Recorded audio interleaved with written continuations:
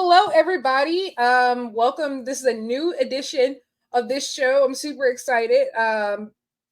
Finally happy to talk about something that's not wrestling related. As you know, I'm your host, Lyric Swinton. And so instead of Maps and Graps, this is Maps and Yaps. And so I'm going to talk about just about anything that comes to mind. And today I'm talking about X-Men 97, but I'm not alone. I'm joined here by SP3 today as the first guest on this. How are you today? I am doing wonderful to be the first guest. I feel honored. I feel like I have another achievement. The first Black Quizzlemania champion is the first For real. first co-host on Maps and Yaps with Lyric. So I'm very honored for that.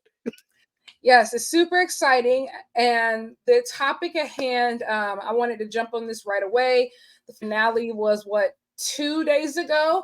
And Yeah. so, at least for us, for us while we're recording this, X-Men 97. Wow. Listen, I would like to say I have never been an X-Men before this. Never. Really? Marvel fan, huge Marvel fan. I've seen like every MCU project ever created. Like I'm talking about a hardcore Marvel fan, but never got an X-Men. It's just like I don't know if it was because like the difference between the MCU and the Fox stuff is so separate. Like I just couldn't really, my brain really couldn't process it. I don't know why. I don't know. But when this show came out, I was like, I heard so many great things about it. So many people were saying such good things. So I decided, I said, I think the first three episodes were out. So I watched all three. I was super interested. And so I binge watched all the X-Men movies. And then I'm just like, and then we Well, get to I did that. episode. I did that as well. I did that as Okay, well. I've cool. been Okay, great. So then I get to once we got to episode 5, I'm like, all right, like we carried into obsession. And so I was just like, okay, like I'm obsessed now. And whenever I get like hyper fixated on something, obsessed, I just can't stop. And so then like I started watching like the original series on Disney Plus. Then I also I subscribed to Marvel Unlimited. So I've actually been going through some of the comics. Also, that's a very great bargain, by the way, for those who aren't familiar with it. Marvel Unlimited, they've been running a little sale. First month free, second month is 97 cents. In honor of X-Men 97, and then then on it's 9.99. But essentially the entire Marvel comic archive, all digitized, and available in your hands. So I've actually been going through comics, and the thing is, so I have a background in social justice and like in social justice and activism. And I didn't know that the X-Men, as far as superheroes go, so much more my speed. Like just so many things. Like when you talk about like race and class issues, this is excellent. But that's just a background of how I got here. How long did I know you said you watched the original series? How did you get into X-Men? Well, I would say that X-Men was like the first Marvel show I ever watched. I had to be like 4 or 5 years old, and I was a big Fox Kids type of kid. And when I was like 4 years old was 1992. So that's the start of the X-Men animated series. And I remember waking up on Saturday mornings with my big bowl of cereal and watching it with my sister coming out, be like, "Oh, what you're watching?" I'm like, "I'm watching X-Men, the animated series." And they would had X-Men, you had Spider-Man, you had Fantastic Four. So that was kind of like my introduction into the Marvel universe. And I've always been a big fan of X-Men because I don't know if it was even as a kid I realized the comparisons to like race and bigotry and all the symbolism that they talked about, but I felt some type of connection to the point that when the movies come out a few years later in 2000, I was there like first day with my sister to see the first ever X-Men movie. I remember going to the theater for X2, remember going to the theater for Last Stand. I was really into like First Class, and Days of Future Past is one of my favorite kind of all-time superhero movies. And like I was big into that whole X-Men kind of genre with the movies until Apocalypse happened. The Age of Apocalypse, and then Dark Dark, Phoenix, yeah. and yeah, because even Last Stand, I knew that that wasn't as good as the first two movies, Yeah. but I didn't get that like sharp like, oh, this is not for me anymore until like later on with the newer version with Apocalypse and Dark Phoenix. I never even watched until I did that binge watch of all the movies because I wish that I did, movie is man. bad. I wish I did, man. Like, so, like, and the thing is, so I never had like that background of just like people around me growing up watching superheroes. So I got into superheroes by accident almost. So my middle school was directly across the street from a movie theater. And so we used to do accelerator reader. And so if there was a tier, if you like crossed the tier for amount of points. Now listen, I was an all-time point leader, like, and every level of school that I was, like every through middle school, elementary and middle school, I was always like leader of the school. So I always made it. But they decided for like there used to be like a prize every year. So they said the prize that year they were going to walk us across the street to go to the movie theater. And so we got out of school. People were excited about it, just getting out of school. But they took us to see the Avengers when it came out. Me, I become obsessive. Everybody else is just happy to be out of school because also like the theater is also in a mall too, so everybody's just like happy to go to the mall old school time. Then I start watching all of that, and like so I go back watch all the movies before the Avengers, and then I become a super fan ever since. And but my freshman year of college, I remember one night I'm sitting at home and sitting in my dorm. There was a party that night. I decided not to go, and then that's back when we still had cable in like in our rooms, and so I'm just flipping through channels. X-Men First Class was on. I knew nothing about X-Men at all. Nothing. So to up until this point of X-Men 97 coming out, that's the only X-Men movie I had ever seen. And I remember I loved it. I loved it. Actually, now that I think about it, it was a really great entry point. Like I think that's a really great, Yeah. excellent Because prequel. you're kind of watching it from like kind of like a timeline kind of thing. Because the only Absolutely. one that timeline wise is ahead of that, I believe, is the Wolverine movie, which Yes, is it probably is. the worst. It's probably the worst of all of them. Are you The talking X Men about the X Men Evolution okay, Wolverine. I was about to Yeah, say, which one were you talking about? the Wolverine is great. It's Yes, it is. underrated. The Wolverine when he goes to Japan Go- is underrated. But the I one before agree. that is awful. The Origins movie is not great. And so I remember I watched First Class. I loved it. And but like I said, in college I was overachiever. I was doing so many things. I couldn't keep up with another obsession at that point.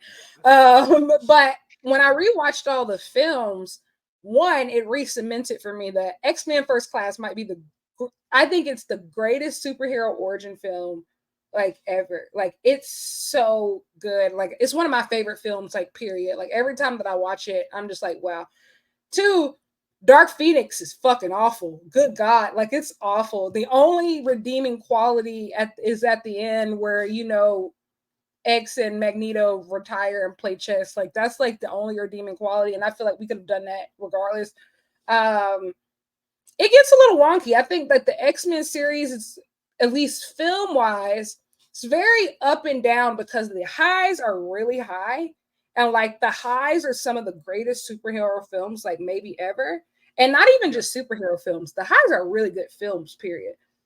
But the lows are like god awful. Like, Yeah. Like yeah. I would probably say X-Men Evolutions is in my bottom 5 superhero movies, but I think that Logan, Days of Future Past, and X2 are in my top 5. Okay, I would put First Class over Days of Future Past. But I really did like Days of Future Past though. Like I would I just love Days of Future Past because of what's going on in MCU right now with the multiverse. They did it yeah. before them. They did it They did. a decade full.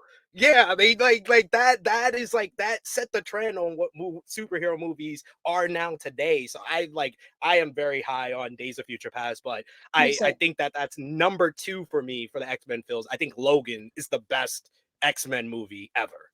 You know what? I think Logan, I like First Class better than Logan, but I think that Logan isn't just a good superhero film. I think like Logan is just one of the best films I've ever seen. Like I I feel agree like with it's you. I feel like it feels almost cheap to like classify it as just a superhero film, because like that's a really raw emotional film. Like it's pretty deep.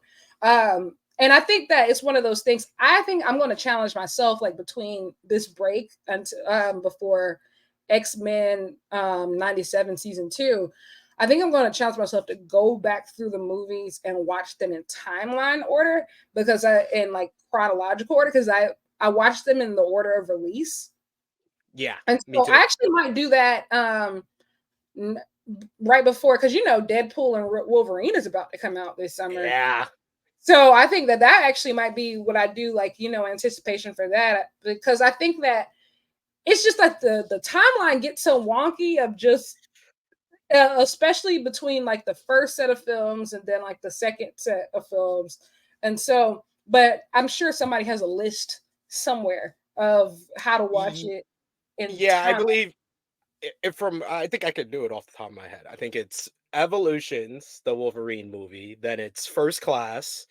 Then we go to from First Class, we got to go to X1, then X2, X3, then I think after X that's where it gets frustrating though, because it's just like, where do you put Days of Futures Past? Because it technically can kind Days of of go, Future passes after Last Stand. That's yeah, what because it can go I've just been about here. told.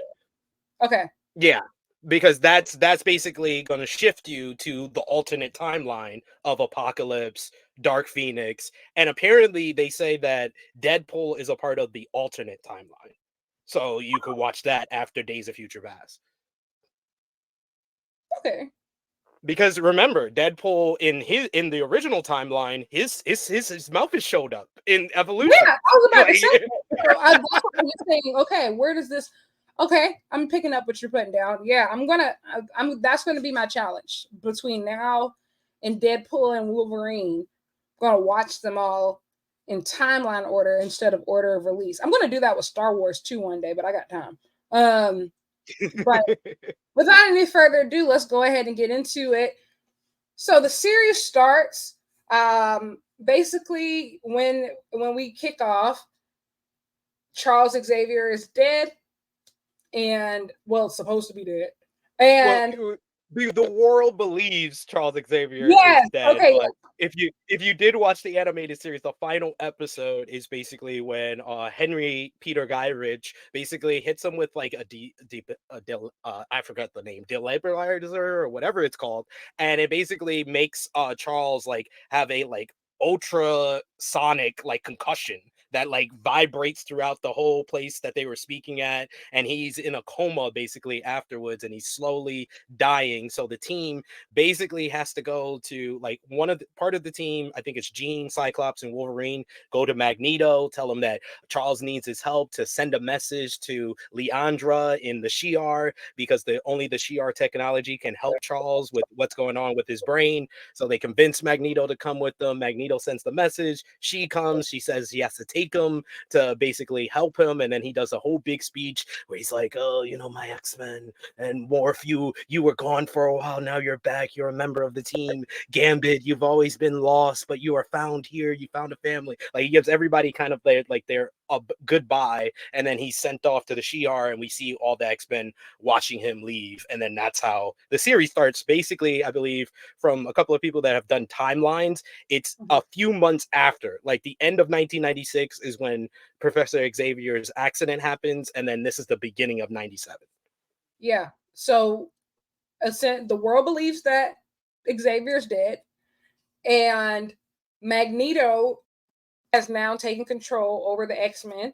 Um, Cyclops is not happy about that, because he's like, it should have been me.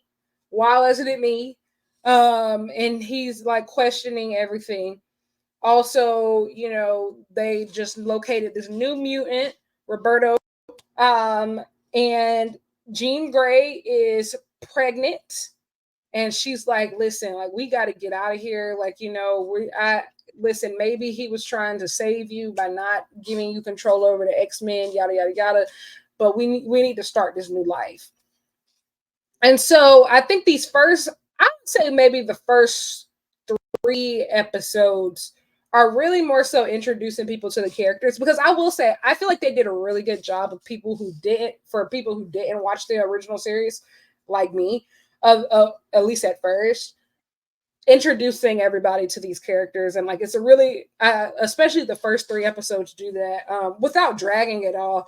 And I think then, you know, Magneto is trying to prove like, listen, I do I have killed people in the past. That is true. But Xavier left me the X-Men, so I'm trying to do right. Everybody be cool. All right, everybody be cool.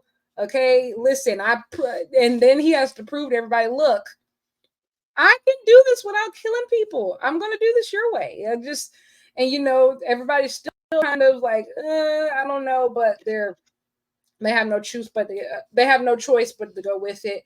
Storm ends up getting hit, and she loses her powers. We don't see her for a few episodes, but then she resurfaces in a super big way. And then we start talking about Genosha to join the UN. And then we find out that Jean Grey might not actually be Jean Grey. Um, and then that's where it gets really wicked from there on. First 2 episodes, what were you thinking? Especially how they introduced everybody. These first couple plot lines. What were you thinking? I think episode one, I think the goal of episode one was to be like, yo, to all the fans of X-Men, like, yo, those Fox movies indefinitely screwed over Cyclops and Storm. Like, above almost everyone else, the other person I think they I would did say throughout Rogue the too. series. Yeah, that's what I said. I said Rogue there's too, another yeah. person. There's another Woo! person, but she was further redeemed in the later episodes. But like I would say, Storm and Cyclops are the leaders of the X-Men. If you read the comics, you've seen the animated series, they are the leaders of the X-Men. But you never really got that feeling by watching the live action movies, especially the first trilogy, where Cyclops is basically non-existent in the second movie. He's barely there in the first movie, and then he gets killed in like the first 6 minutes of the third movie. So like that was just embarrassing that they completely neutered Cyclops. And then Storm is only remembered, Halle Berry's portrayal of her is for these corny one-liners that she did. So to With her being immediately start off, yeah, she was fine as hell. Absolutely, absolutely. But with the first person that we see is Storm, and she comes down and she's facing off with the Friends of Humanity and showing her power.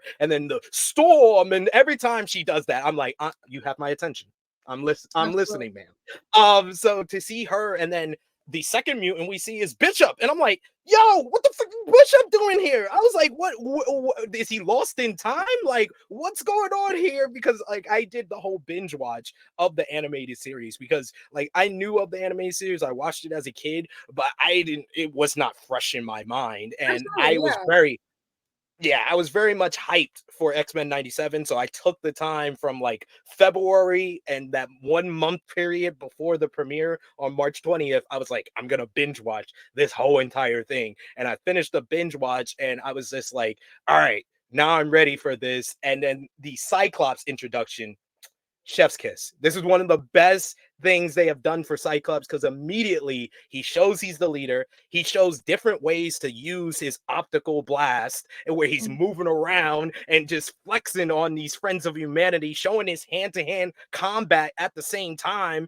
And then he does a corny joke, but it works for Cyclops because Cyclops is everyone's favorite Boy Scout. So when they take off his visors and he's like, oh no, please stop. Psych. That's a callback to the very first episode of the animated series. So Yeah. I absolutely love the introduction here, and then the battle with the Sentinels and Trask was amazing, and that brought me back to like the feeling of watching X-Men the animated series as a kid. Just hearing the music and seeing the team work together, like Gambit lighting up Wolverine's claws so he could take out Master Mold, like those type of things just gave me all the feelings. But it was like mostly this first episode was for the action and redeeming of Cyclops and Storm, and of course I gotta mention the optical blast superhero landing, which is the greatest superhero landing in Marvel history, in my opinion. Just the optical blast and then the whole team coming behind them to me, my X-Men. It's just a visual thing that we've been seeing it for the past 2 months, ever since this first episode. So I had to mention that. And then the second episode I felt was more of the drama that the X-Men is all Yeah. about.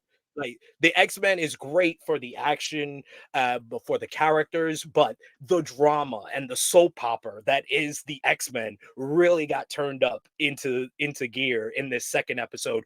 The Magneto trial is one of the greatest superhero scenes I think I've ever seen. Just hearing Magneto on Fantastic. trial talking, the dialogue was on another level where I was just like, after watching the movies, after watching the animated series, and then hearing Magneto in that scene, I was like, yeah, Magneto is probably my one, like top two, top three Easily, for me as far as the X-Men characters. Like, yeah, easily. I've always been a big Wolverine fan from like the animated series, and then of course the Fox movies just made him the whole focus, so it's very easy to become a Wolverine fan then. But like Magneto, there's a reason why Magneto was in all the movies as well. He was in all the X-Men movies because he's the most interesting character.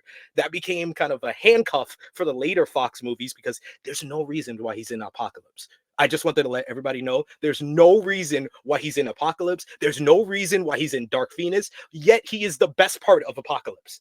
But he's like the best part because Magneto is just a complex, dark character that is feeding off his emotional trauma and he gets it out in the most evil way possible. But I love him nonetheless. So to hear him on trial explain his type of thinking and everything that he's been through, that is one like top five X-Men scenes ever for me. Yeah, I think I love Magneto as well, and I think it's because you can't paint him in a box. You can't just say like, I mean, he's definitely not a hero, but it's hard to call him a villain because I do be right. He do be reason for every single thing that he does.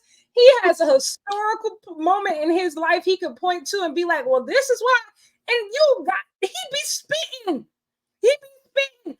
I I will say I think, especially coming off of seeing the Fox movies, I think they did a really good job of one decentering Wolverine. Love Wolverine, but I Yes, think that the Fox films definitely overemphasized him, and I think it was part of just because of how great Hugh Jackman was in the role. iconic. He's like icon. It's Absolutely. like him, Robert Downey Jr. as Iron Man, Hugh Jackman as Wolverine. Those are like the most Most iconic perfect actors, the castings. superheroes. Yeah, Yeah, like I think of people really embodying a role. Him and Robert Downey Jr. as Iron Man, they're going to stand the test of time as like those two guys that you point to as the face of the franchise. But obviously, like I love that in this film they didn't do that as far as decent. They really decenter Wolverine, and then I think too, like you said with Storm. Let's just be real. Fox did a terrible job, and I think you have to just think about like where how do I say it? The film industry was at that point. This is before the big pushes for diversity and inclusion and like women in film. So back then you were kind of doing good just to have any black person in the film. But when you look at it, Storm had probably less than 30 words per movie, if that. So being able to hear Storm speak nearly as much as she did in this series was doing great. Like I was honestly shocked. I feel like I learned more about Storm as a character from this than I learned in that entire block of movies that I watched. 100%. There was more character development. There was more emotional conflict. There was more interaction with everybody else that didn't deal with it, just cleaning up people's messes and like running the school while everybody else was doing God knows what.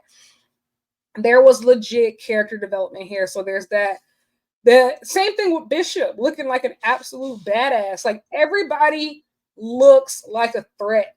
And every X-Men brings something to the table here. And I think that that was just super powerful. And so, and I think the last thing about this that I love, and you talked about like that scene of like, you know, Cyclops and then also the trial of Magneto, is that in the MCU now, and even like the DC extended universe, so much of superhero movies have gotten, I feel like, oversaturated because it's this overemphasis on the CGI, and I think the big budgets and the gigantic superstar cast. But I think that we've lost the element of simplicity. And I think this show, being an animated series, it cuts everything down to what actually matters.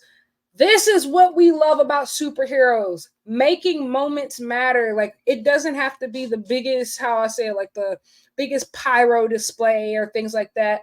How do you keep people's attention? I think that Magneto as a character specifically has always been great at doing that.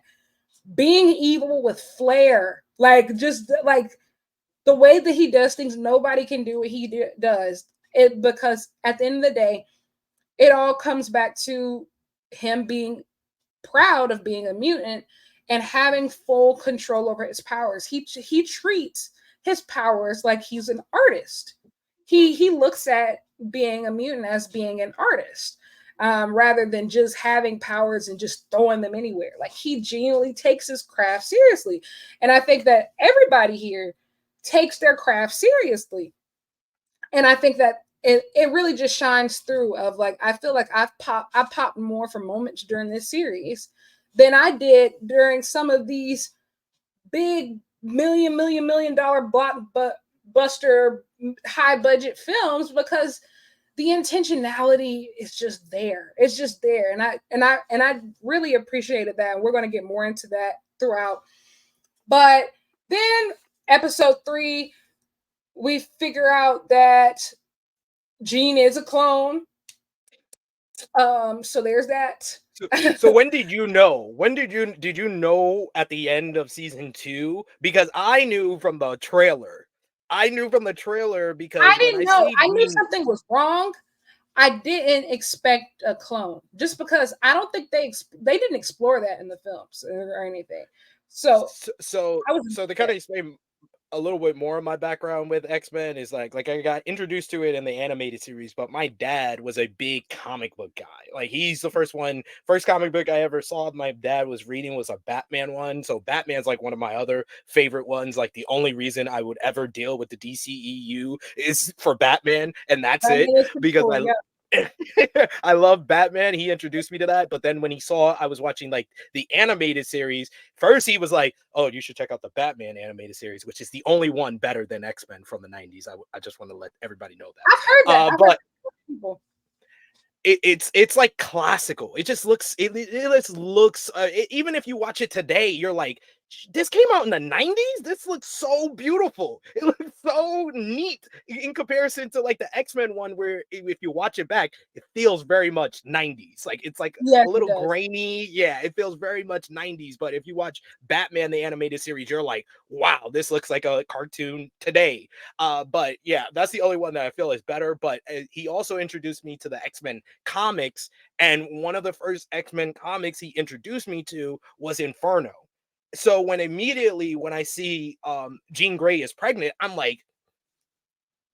was like, Jean and Scott never had a kid in this reality. So I was like, is this an alternate universe? What is going on here? And then when that ending came, and I was like, oh shit, that's Madeline Pryor. That's Madeline Pryor, because I knew of that story of Madeline Pryor, the person that looked the clone of Jean Grey that Scott meets, he marries, has Nathan Summers with, which eventually becomes Cable. So I had that inclination right from the trailer of seeing her pregnant, where I was just like, my thoughts were moving in that direction. And then to get that confirmation at the end of episode 2, I was like, oh boy, we're going down a rabbit hole here. Yeah, it was a complete shock for me. So like we found out that she is a clone, and then right after that, we found out that Nathan has been infected with this virus. in the Sinister Lab, and so he's sick, and so they have to make this last minute decision because Bishop is time traveling, but he's like he only has enough juice for another person, so like they can't come. He could just take Nathan to try to find this cure. And so Madeline essentially says like, yeah, I can't do this. Bye. And then well, first, we gave praise for Cyclops for the first episode, but I'm gonna call this ain't shit father out because, dude, you yeah, literally said I'm not gonna abandon my child, and then they say we got to take him to the future. I can't stay around for this. Bye. I'm gonna abandon my child. What? this is What are you crazy. talking about? Listen, I will say like, and the thing is, at this point, so this is episode 3, so like this is the point where I said, oh, this is where I got obsessive. I was like, oh, I need to know more. Like this is where I was just like, okay, I need to like start just learning more, because at this point I'm thinking it can't possibly get any more ghetto than this. Like it can't possibly get any more ghetto than this. And then oh my god, when I look back at the season, like this was child's play compared to some of the stuff that happens later. Like this was nothing, absolutely nothing. Then meanwhile, Storm wake up in the middle of a field, and then she gets found by Forge, and he's like, I can help you. I can help you get your powers back. And I'm just like, I'm a little wary of her trusting this strange man. And then somewhere in the middle of this, like of all these first 3 episodes, Rogue is finding herself in a love triangle. Now, this is the part that, like, I think maybe this is the part that I got super invested in because, like, Gambit is here, but, Rogue, she can't touch anybody. She can't touch anybody. But Magneto, she just certainly can. And so everybody's seeing these Magneto calendars blocked out at these certain times. Nobody know what they doing in there. But hello. Oh man, one of the funniest moments of the whole entire season is Morph trolling Gambit. Like, oh, Rogue is gonna be doing a lot of working out with the boss. Gotta work on her stamina. I was like, oh, why y'all doing this to him? So messy. Morph is so messy. Like when I say by this point, I'm like, hold on. And then once we get to episode 5, which we'll get to, I'm just like, oh, I lost it. Like I absolutely lost it. But then episode 4 is actually a split episode. So like on the first half, we're talking a lot about like Jubilee. She turns 18. She's just like, listen, I don't want to be cooped up in the house. I don't want to be cooped in the house. I want to celebrate. But Magneto's like, no, like you can't go. Like this is still very unsafe. Like, but her and Roberto Magneto calling an arcade a bar of make believe is one of my. I'm gonna call it that from now on. He's like, I will say, he's such a. Here's the thing: people mistake Magneto for a lot of times for just being a hater. I don't think so. I think that he's just overprotective to the point of being destructive. He doesn't know a proper way to communicate his emotions. And so rather than say something just unsafe, like maybe I don't think it's the best thing, calling an arcade a bar of make-believe is crazy. Like, that's crazy. You told an 18-year-old on their birthday, like, an arcade, it's a bar of make-believe, and said that everything that you believe in is not real and you need to get out of these childish fantasies. He has terrible delivery. He said she should practice in the danger room. She could see more birthdays that way. I love his thinking. It's so great. And to kind of touch on what you talked about with the love triangle of Rogue, Magneto, and Gambit, I both loved and hated it from the initial start of it because rewatching the animated series, I was like, man, all this time I've been hearing from all these X-Men fans, Jean and Scott, that's the best couple, that's the best love triangle with Wolverine and stuff like that. I was like, this is so much better. And I was watching the animated series and saying Gambit and Rogue are a better couple than Jean and Scott. I was like, even though they can't touch each other, their love is so genuine and real that it's 100%. more than skin deep. Like Gambit would later say, it's more than that. Like they love each other on a whole different level that Gambit is willing to die to just touch her, like to get her what she really wants and to touch another person's skin. He's willing to do that, and he has done that before and nearly died kissing her while she was asleep when someone fooled them in the animated series. So like, yeah, I love that couple so much. So to see this whole love triangle break down, I'm like both loving it and hating it because it's focused on them, but I don't want to see the breakup. I didn't want to see that whole conversation we got in the fifth episode with them really Oh, talking about their emotions and stuff. I wasn't ready. I was not ready. I think that, yeah, that was crazy. Also, I would like to say, they just, Rogue feels, I don't know what they were doing in them Fox movies. Rogue is not even the same person. Like it's like No, there's like no similarities. Like even in like the like, and it's not like I'm not an Anna Paquin hater because I was a big True Blood fan, but like this meek character, shy, like just individual who doesn't speak up for herself and like barely does it. That's not Rogue. nope. That's not Rogue. And I think also they didn't even show even a glimpse into Rogue's true power of how powerful like she actually is. But this love triangle is insane because it's just like at the end of the day, I feel like that Magneto and Rogue, I don't even know if it can you can really call it like a full love triangle because like I don't think that they were ever truly committed to each other. I don't think that No. they ever were truly committed to each other. Like they were never like 100%, how do I say it, like open and vulnerable with each other. I feel like that's always been reserved for other people. Of just like I think like they knew what it was, like they do what it do, like black out the calendar, like it just. I mean, it just ain't like it's real. I think like it's a genuine love there. I think as friends and respect, and I think that they ride for each other at the end of the day. But at the end of the day, they know what's up. Like they each have one person who's willing to die for them, and it's not each other. It's not. Yeah. It's just not each other.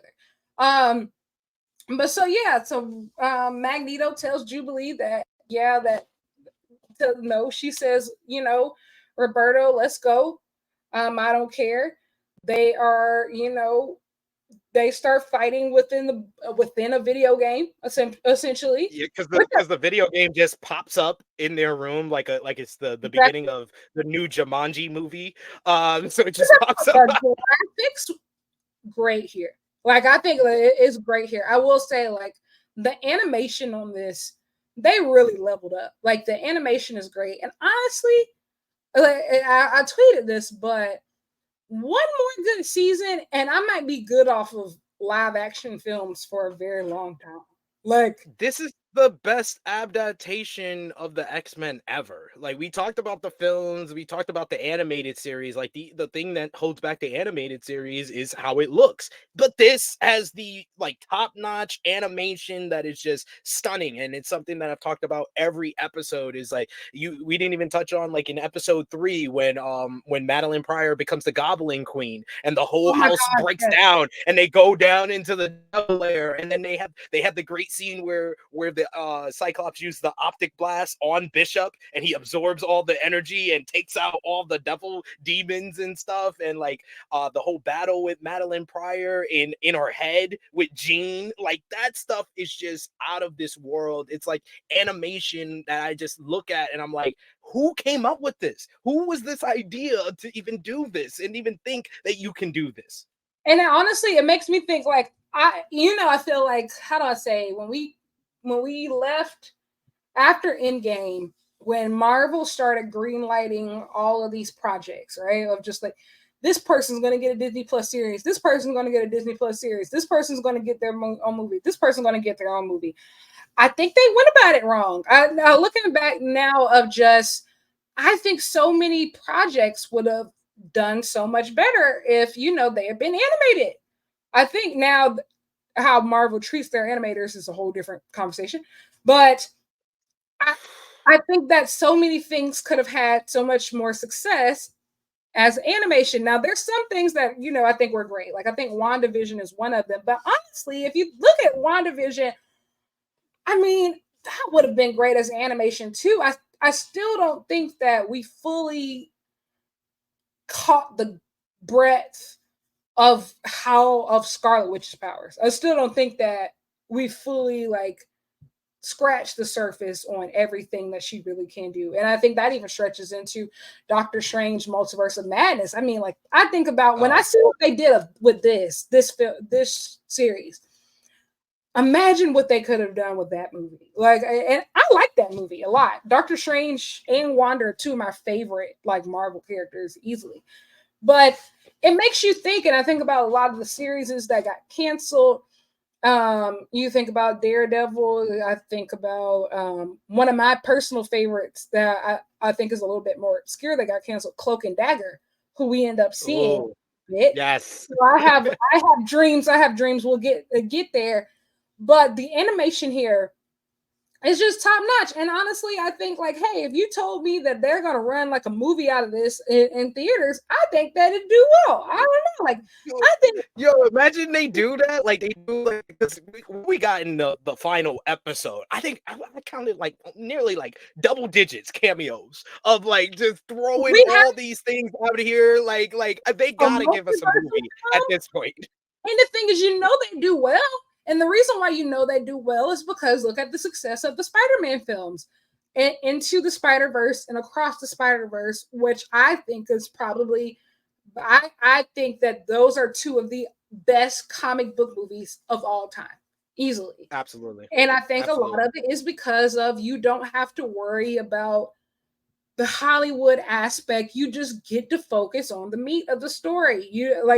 Just because, and the animation is just so crisp and top tier. And so, like, I have a lot of hope.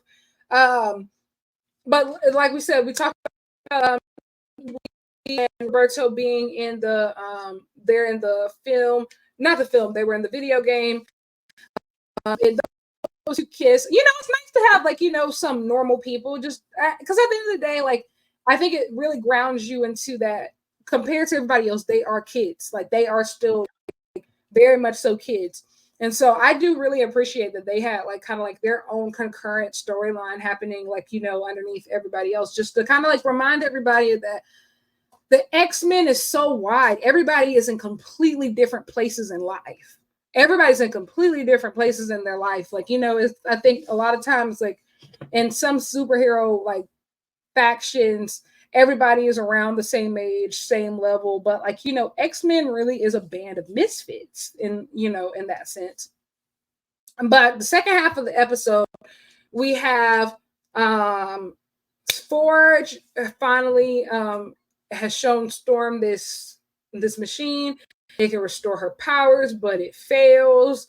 And Storm, she finds out the reason that this was created, she storms off, but then, like, Forge eventually gets poisoned, and then like we leave essentially on the adversary. We meet the adversary for the first time in any type of like, I think this first time outside the comics we've ever seen the adversary, and we see that that's kind of like it's kind of like something in Storm's head, because I immediately in that episode I was like, wait, that's Storm's voice.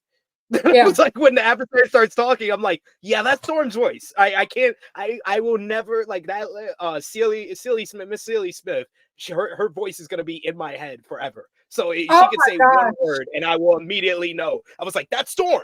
So distinctive, and I hate to say it, like, it's one of those things to where so many women have spoken in recent years about. They say like, oh, I want to play Storm. I want to play Storm. I want to play Storm. I'm going to be honest. None of you have it for me. And this is why the voice is so important. The look, anybody can put on a blonde wig. I'm sorry, like a silver wig. But the voice and the power behind that voice, one of one.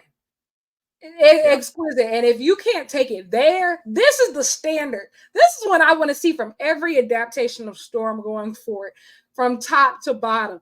And if you can't command that power with the voice, keep it. Honestly, they can't do it now, but the person that I think could do it with just the voice, because I remember her in Wakanda Forever, it's And Angela Bassett. Angela Bassett in that movie, she's the star of that freaking movie. And her 100. speeches, how she commands your attention, that's what we need from Storm in the live action version. So we have to find someone that can do just have them try out and do the speech from Wakanda Forever from Angela Bassett. If they could pull that off, maybe they could pull off Storm. Not even just her. I would say I forgot her name, but the actress that plays Okoye, I think has a Oh very yes. commanding Yes, I voice agree as with you. well. And I think that what's really interesting about this character arc that I really love is that I think that is a part of with Storm losing her powers. I think that that is a part of playing the character that a lot of people don't grasp. That being Storm is not just about strength, it's also about vulnerability. Like having the duplicity to do both, to be able to display the softness that she displays, the kindness that she has, like, and also the relationship that she has, the sisterhood that she has specifically with Jean. Like, That's one of the best things about this whole easily, series. Like that we never saw in any adaptation, not even the never. old animated series, none of the Fox movies. We never saw this relationship between Storm and Jean where they are like sisters, and that made this series even better for me. 100%. And because here's the thing, there's a lot of external influences that the X-Men are dealing with, with Genosha, with the Sentinels, with all this. But what really, really, I think makes you invested in the characters are the internal relationships that they are having with each other. And I think that they did a really good job of balancing, familiar relationships, romantic relationships, friendships, just allyship. That they did a really good job with that, and I think Jean and Storm are a really good example of that. Then we get into episode 5, and I think this is where we cross over into all-timer status. Like, I think This is this is one of the greatest things Marvel's ever done. Episode 5, remember it. this is when we get to everybody across the board. I could see nothing negative on the timeline. And do you know how hard it is to reach a universal consensus on Twitter in today's age? In 2024? To this day, I have seen nothing negative. Nothing negative, especially episode 5 on out. All I can see from people is, oh my God, this is the greatest thing that Marvel has done in years. Wow. I would like to say we start off just dramatic. Like we start off with just dramatic, and they say, yeah. I love how this was kind of like really structured where you had two parts of a story going on in this one 100%. episode. And the fact they did it in 32 minutes of what was going on with the whole interview at the X Mansion and the drama with Jean and Scott, Wolverine, all that stuff, Madeline Pryor. Then you had everything going on in Genosha with Magneto, Gambit, Rogue, and then the bombing and everything else. Cable shows up. Like, this is like an all-timer. If there is one episode of this series, of this season 1 you have to watch, it's Remember It. 100%. And I think it's also like it's to that strike between the internal and the external, because this is where everybody's internal relationships are starting to go haywire when you have like the interview thing and like, everybody's like, I'm tired of faking. Fuck it. Think what you want about these mutants if you want. I don't care. Yo, Scott with his villain origin story promo. Oh my God. He got me back on his side. He got me back on his side. He was like, I'm glad we're not like you because you would all be dead.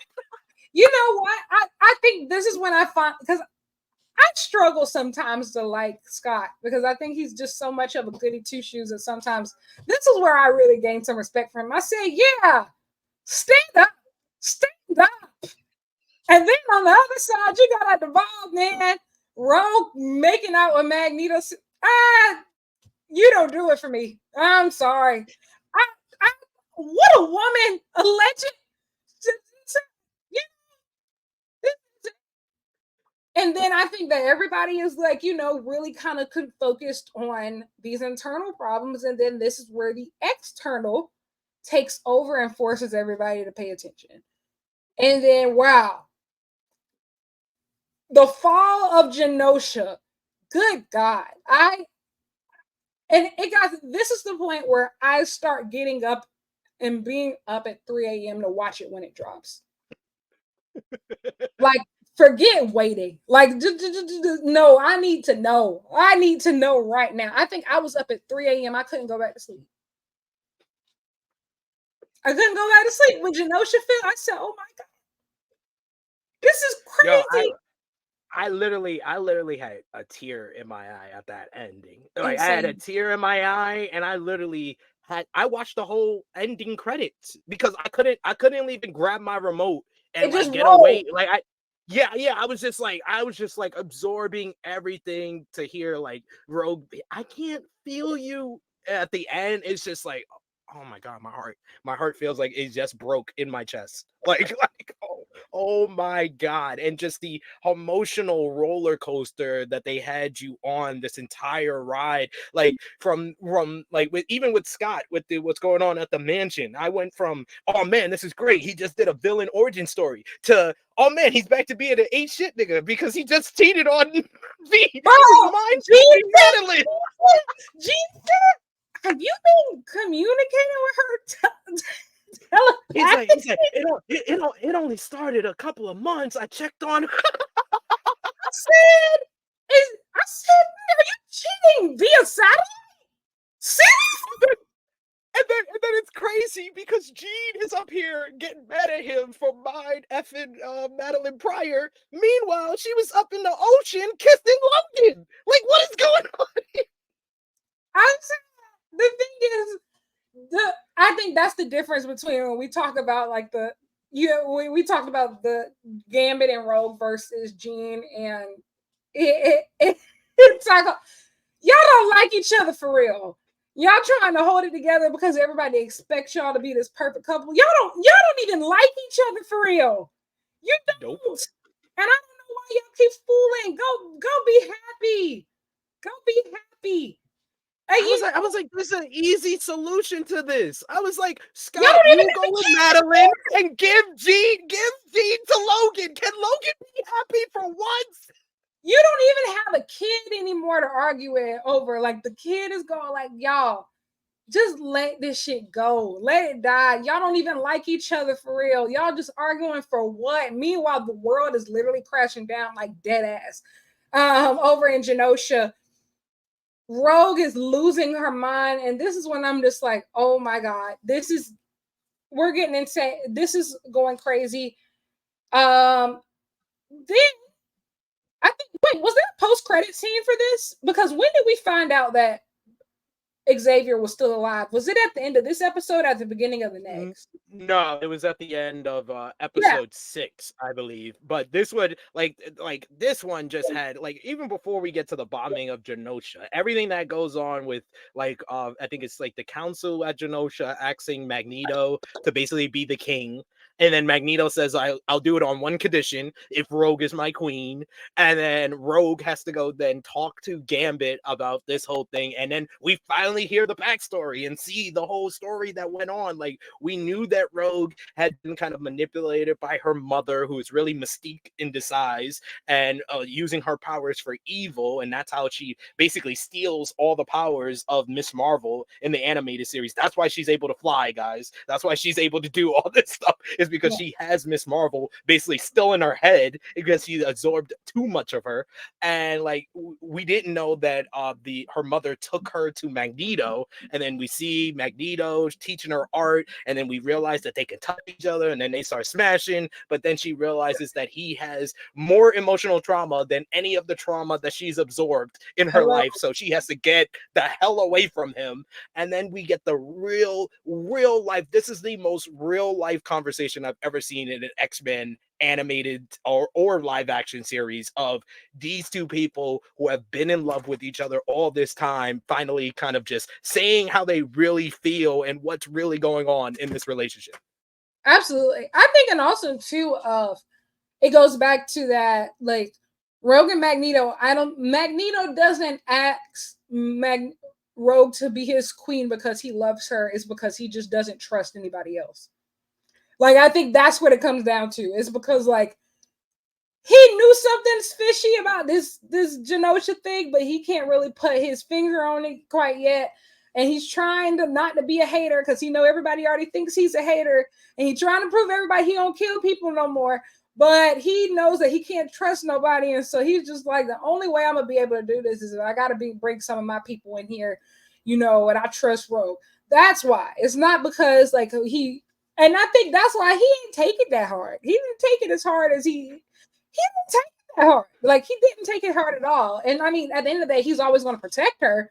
But that's not the type of relationship that they have. It's not like what Rogue and Gambit have. So we move on in episode 6. And we find out Professor Xavier, he is engaged. And I'm gonna be honest, I don't know how to really pronounce that place that they from, but you know what I'm talking about.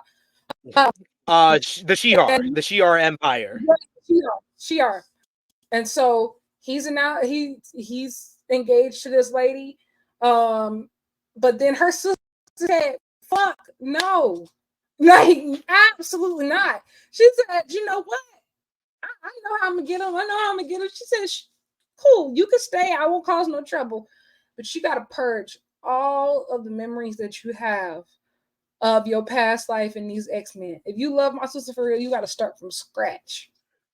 You got to start from scratch. Now, listen, I already knew. I said, now this is a fucked up end of the deal. Like, I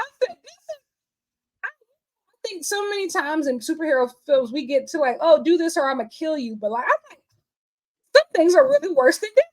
Some sinister shit. This is crazy. And so they start fighting, and then he's like, you know what, I'm gonna do it, y'all, I'm gonna do it. And then they start the process. He's like, I can't do this. I just can't. He hesitated. No. This bird lady bird just was like, oh, he hesitated. Let's kill him. Let's do it. Let's try him right now. Then classroom trying to start teaching knowledge. Like, what? Takes them to a classroom. He takes them to a classroom and just basically try to break everything down. He got a desk, got a whiteboard and everything, trying to like lay everything out. And some of them starting to listen. You see some of them nodding, like, okay, you might be onto something. He's spitting. Then I forgot what happened, how it came through. But he figured out that Gambit dies. So I think like he figured, because he sent like a vision where we get like the pink color that is similar to Bastion on the globe in the classroom. It starts spinning, and then all the people in the chairs are now skeletons. And then the deaf version of Gambit comes, and he puts out the big green blast like we saw in Genosha. And basically that's when Charles wakes up because he realized that but he did tell on himself in that whole situation. He was like, they were drinking, they were laughing, they were making love. Charles, are you telling me you've been watching your kids have sex? you told on yourself. Oh my gosh, you nosy guy. I said, I know it must be boring on that alien verse, but good God, please, enough.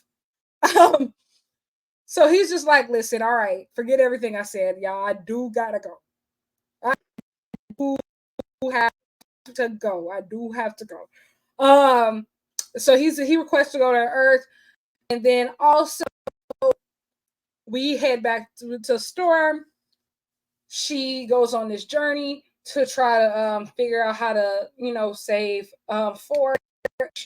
Then she gets cornered by the adversary again.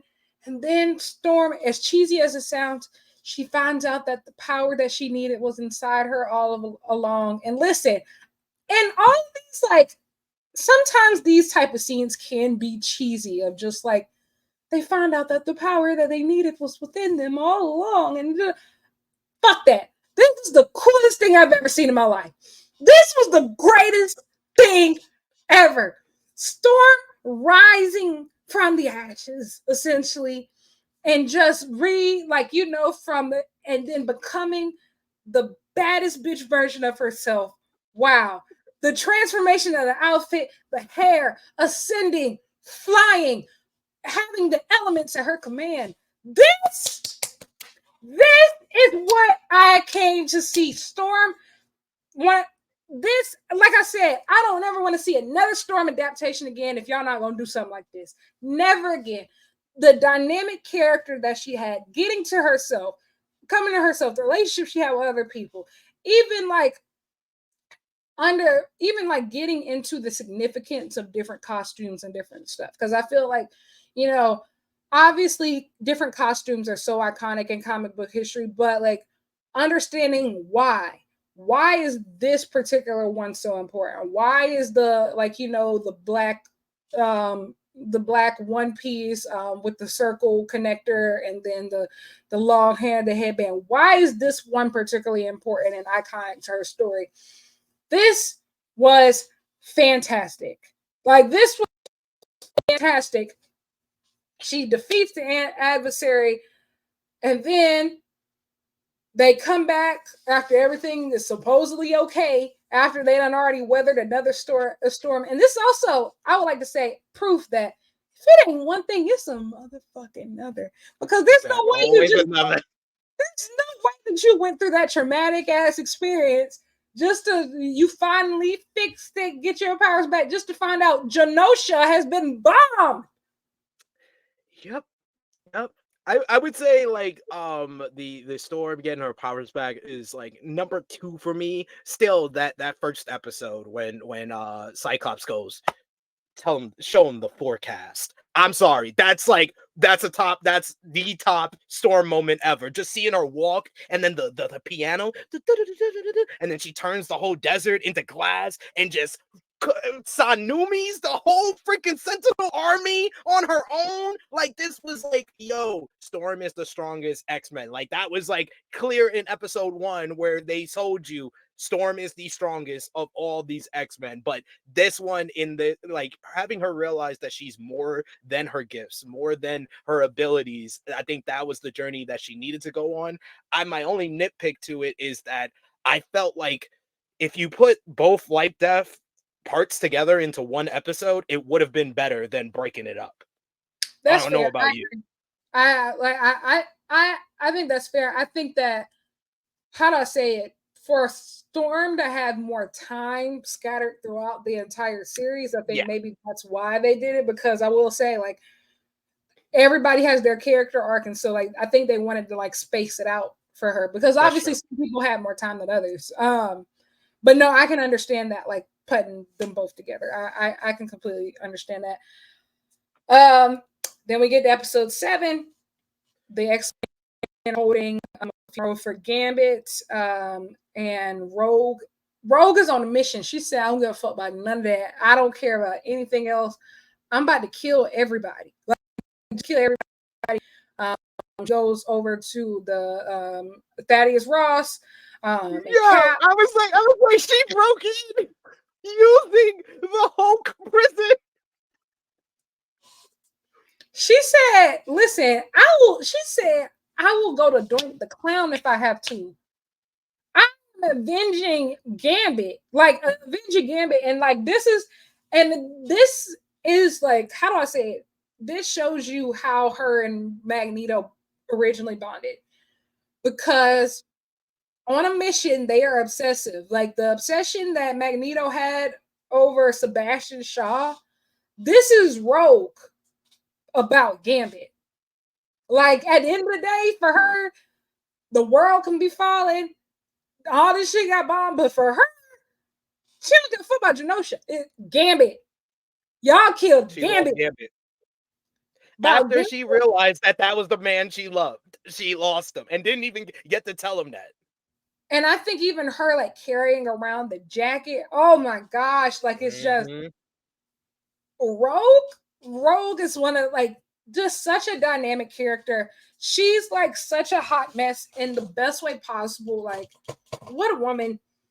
Um, She's going through so many abandonment issues. Like, she's abandoned by her father when her father realizes she's a mutant. Then she's taken in by who she thinks is a surrogate mother, but it's really a mutant named Mystique posing as a human and basically tries to make her use her powers for evil. Then she's basically manipulated by Magneto for a while, and then eventually doesn't find her family until she goes to the X-Men. Like, she is like you said, there's very stark comparisons between her and Magneto of how much they've lost and how they react to losing. So like that is very similar with the both of them.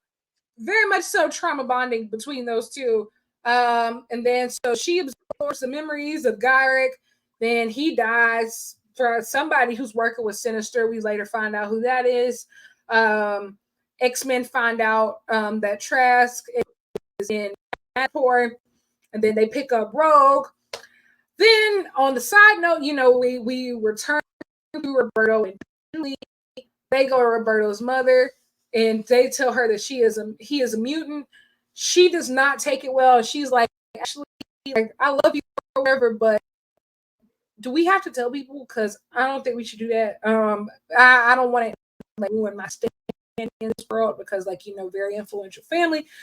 Then X-Men get to Madripoor. They find out that Mr. Sister is some organization. They have developed this Sentinel program. Rogue, once again, don't find out of that. She decides to kill Trask, but she don't know that she is activating this Sentinel hybrid thingy. And then Cable,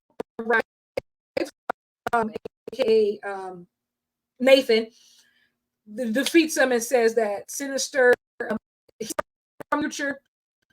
Sinister is working with somebody that they don't even realize how dangerous this guy is, because it ends up being Bastion, and Bastion has told Sinister that Xavier is alive and that the X-Men have been lying to everybody, and that he is actually holding Magneto hostage.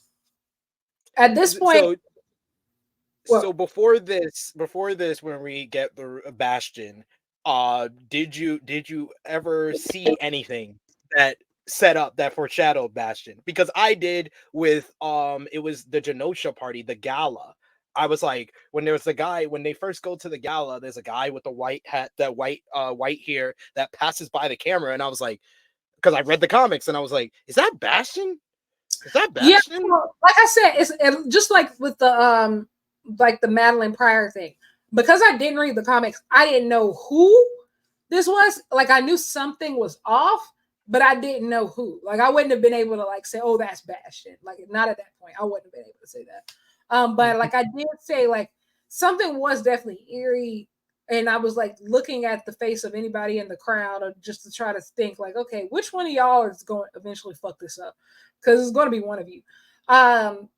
But this episode specifically for me, episode 7, this is when, at this point, like, we know after this is going to be this 3-parter. So this tolerance is extinction. This is when we know, like, oh my God, shit's about to get real. And I thought it was already gotten real. Like, I will say, by episode 5, I was just like, man, how much crazier can you get? I don't know if I can take no more. And I think also, just want to say on the side note, it feels great to like have weekly episodic television. I'm a good fan of binge watching. I am. But having to wait and like building anticipation and being able to stoke genuine conversation and inspire people to, I think, talk about things again. Like, I think, like, like in the midst of binge watching, we've lost a lot of that conversation aspect that good television is supposed to produce, and like, inspire, like the one that we're having right now. Like, anticipation is a good thing, and I think that sometimes in the digital age we get things too readily available, and it takes some of the fun.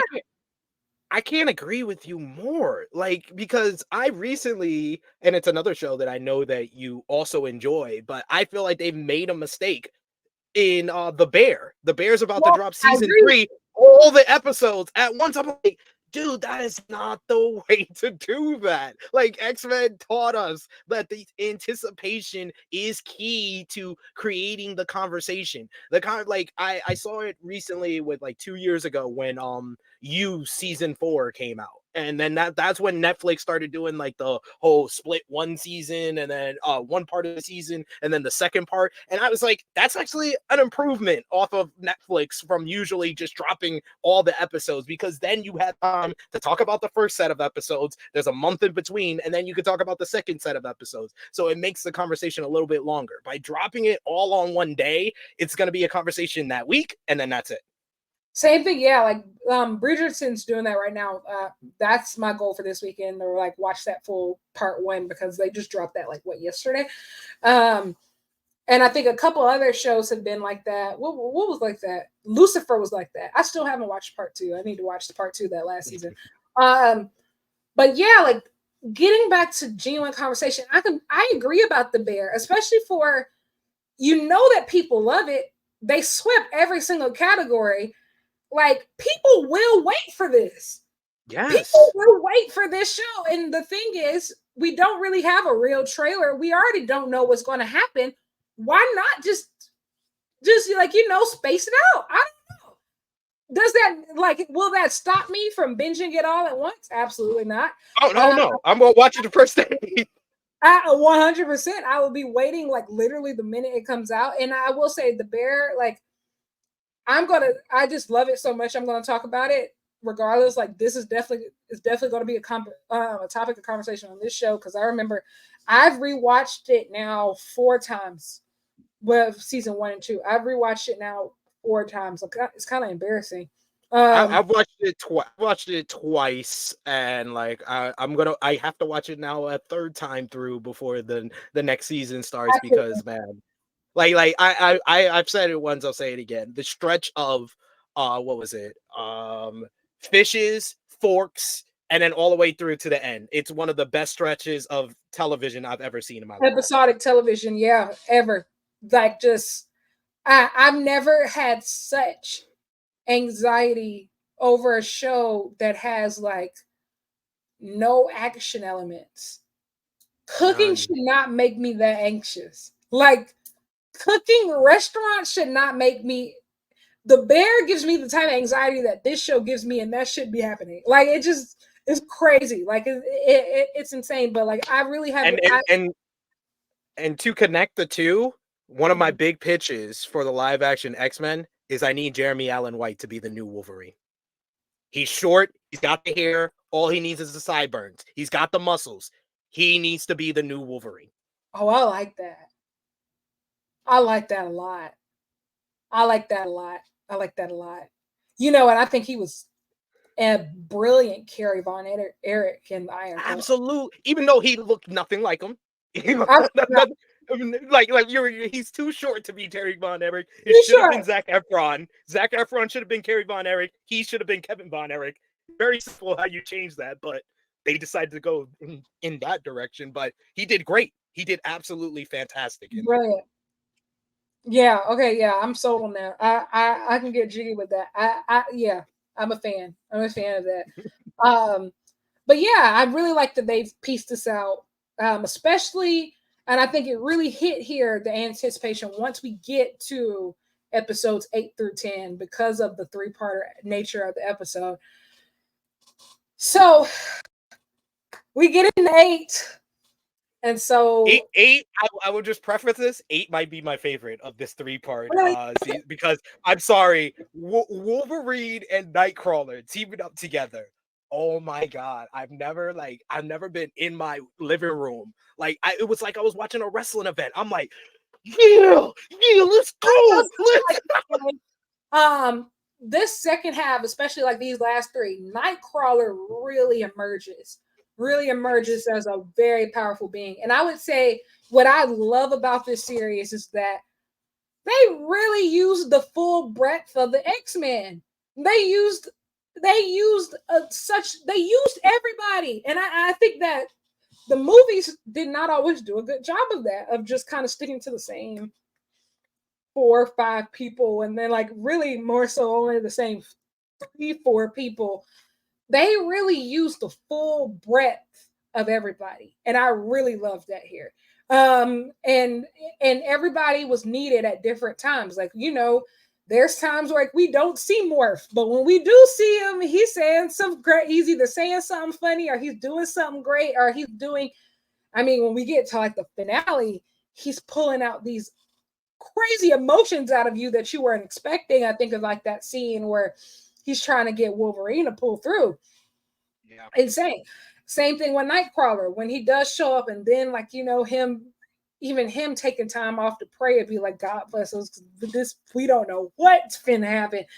Everybody plays their role so well. They really use the full breadth. And even like, Jubilee or Roberto and finding out who they are, just excellent here. But when we get into 8, we finally get to hear from Nathan, aka Cable, that in the future, Bastion he's nuts. Like, he done this program 300 years before, saves human utopia, and he wasn't able to stop it. He and then and meanwhile, on television, they don't find out that it's been exposed that Professor Xavier is alive, has been hiding out in basically outer space. And so Cyclops, Jean, and Nathan, they travel out to Pennsylvania. They find to learn more about where Bastion comes from. They find out he was born a mutant after his father was infected. And there's also this. It was one man. It was one man's work from the animated series where Nimrod, which is like an advanced sentinel from the future, goes back in time and tries to kill Charles Xavier, and it basically causes like an alternate timeline where Storm and Wolverine are married. Magneto is the leader of the X-Men, and he's teamed up the X-Men with the Avengers to face Apocalypse in the Evolutionary War. So then Cable comes back in time to get Storm and Wolverine to stop Nimrod from killing Professor Xavier. So they're able to do that. They kill Nimrod, but Nimrod can't be killed. Anytime Nimrod, you break him apart and stuff, all he does is get back together. But apparently Nimrod didn't get back together. He just went inside of a human, and that human just happened to be the same people that was in that One Man's Worth episode in the animated series. The mother was a waitress who was racist to Storm and Wolverine because they were interracial couple. And the guy attacks them they brought a black person into that restaurant, and apparently they fall in love with each other and give birth to Bastion. Crazy. The child of racism. Honestly, you can't make this up. You can't make this up. And I think it's also interesting too, is just that Bastion holds some resentment from, I guess, originally not being invited into the Professor X's school, but it was really his mother's fault. It was really his mother's fault why he didn't. But like, at this point, he's committed to being a habitual hater. He doesn't care about any of that. And so elsewhere, Bastion reveals that his program that is going to actually turn humans into and activate them into Sentinels. Also, Hank discovers that hundreds and hundreds of humans have had that Sentinel gene activated, and before he is able to basically warn the X-Men, he stopped and who was it, Trish Dilly, yeah, who was the reporter that interviews them in episode 5, and in the comics is Beast's girlfriend, and basically has to break up with Beast because people believe their relationship is inhumane because it's bestiality. So they break up with each other in the comics, but apparently in this version of the Trish Dilly story, she's turned into a Prime Sentinel. Yes, and so she essentially stops him from warning everybody. And so they burn this mansion to the ground. And Wolverine and Nightcrawler, they protect Rogue because like they are invading. And Magneto travels to gets released, travels to the North Pole butt naked. Yo, they did Crazy. everything in their power to have multiple scenes where Magneto was showing off his nipples. This man was sitting at that dinner with Rogue in a robe with his chest off. Listen, Magneto was fed up. He said, enough. And he shuts down the earth. He shuts down the earth. And so all the electricity, all the power, and like I don't think a lot of people got the fact Magneto killed people. He killed people by doing that. Like airplanes, anyone who was in an airplane, real tweaker. Listen, everybody want to play crazy. Everybody want to act like they a real tweaker until a real tweaker show up. And here's the thing. This is where, if I'm not mistaken, this is where I would say the phrase of the series emerges. Magneto was right. Magneto was right. It's either Magneto was right or my name is Gambit. Remember it. Those are the two quotes that will be remembered from this 100%. Like, listen, Magneto was right, and my thing is, and we're gonna get into that later. These last two episodes, but seriously, what was the alternative? If he did shut it all down, what did everybody expect? How were the Sentinels going to be stopped? Like, here's the thing. I'm not saying that his way was the right way, but it wasn't the wrong way. And then we have also in this episode, Xavier want to pull up all like, hey, to me, my X-Men, they're like, are you serious? This is why, like I said, I think this is the episode 8 was the best of the 3-part, but I would say 9 is my favorite because how everyone shits on Xavier for this half an hour. Oh, God, there's no way that you come here and talking about to me, my X-Men. And then this is where I realized this is where Scott starts to get on my nerves again as we head into episode 9.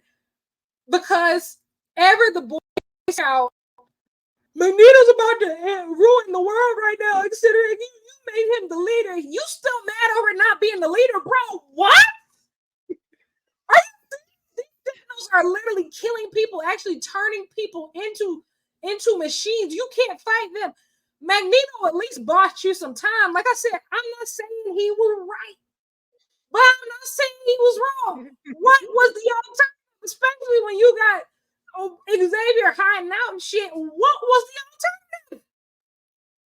Yeah, he didn't know Xavier was back. He just was like, oh, let me turn off this power here. What was the alternative? Y'all and everybody like the Magneto protocols. Y'all are more worried. I'm not saying Magneto was right, but Magneto was right. Because guess what? Does the Earth ever eventually get saved if he doesn't turn the power off? It doesn't. It doesn't. He bought you some time at least. He bought them some time to at least game plan. They were at least able to game plan. And then they went to Mirror Island, and we got a whole bunch of freaking callbacks of the old costumes. I don't know if you peep when they first go to Mirror Island and they show you like the whole big layout. They actually got the bike from X-Men Evolutions. I was yo, they're wallet. They got Scott's bike, they got Wolverine's bike from X-Men Evolutions at Mirror Island. I popped for that because after binge watching the animated series, I had about like a week until X-Men 97, and I binge watched X-Men Evolutions, and I was like, that's not bad. It's not as good as the animated series, but it's not bad. It's actually pretty good. So to see that, I was like, man, they're going in with the Easter eggs. Yeah, so we get to episode 9, Execution Part 2.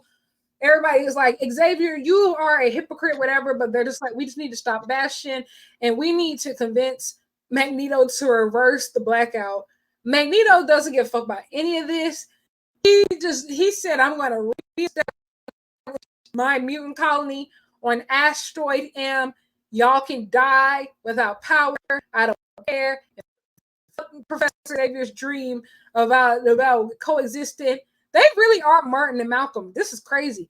But then he said, listen, well, y'all free to join me if you want to.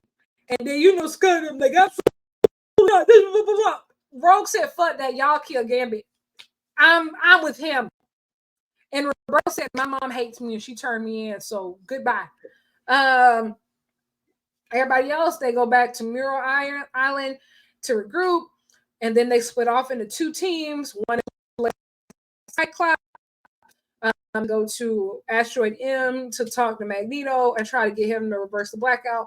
And the second one is led by Storm Jean. Then listen, what is it? When they say, may they mind your weather? Oh yeah. Oh yes. No, I was gonna say with the splitting up of teams, because I am foreshadowing what's gonna happen in the end. Why wasn't Wolverine on the team going after Bastion? I'm just saying, wouldn't have made more sense, Scott? Because Scott is the one that split up the teams, but obviously he thought selfishly. He was not gonna put Logan on the same team as Jean, so he was like, no, Logan, you're gonna be on my team, and we see how that wound up. And that's why it's another reason. There's another reason by the end of this episode, I was like, this is all Scott's fault. This is all Scott should never be the lead. This is the truth. Like, Scott can't lead. He leads with Storm is such a better leader. Storm is a better leader than Scott. Scott can't lead, but the thing is, like, Scott can't be a team with anybody. Not for real. Like, because you can't put him with Jean because they're going to start arguing about dumb shit. Storm and Jean work so much better together, and I'm sure that's why Jean would rather, like, work with Storm. But it's just like, Scott, you worried about at the end of that.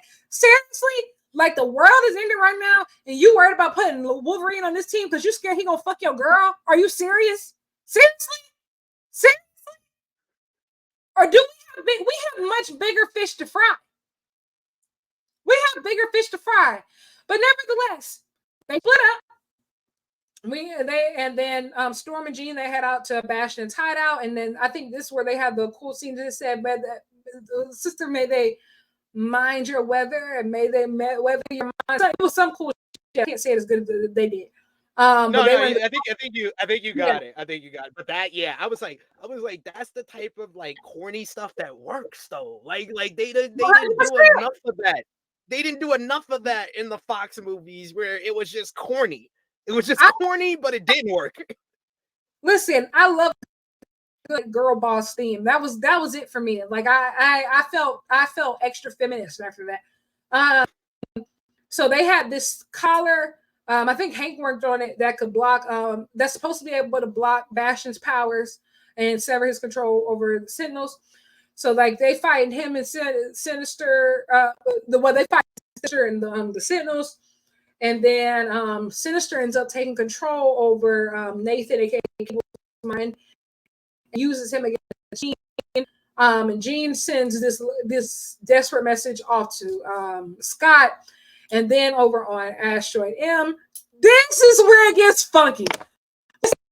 I will say now, all that shit that was happening on the Galapagos is crazy. But the final 5 minutes of this episode, I think, are going to stick with all of us. Woo!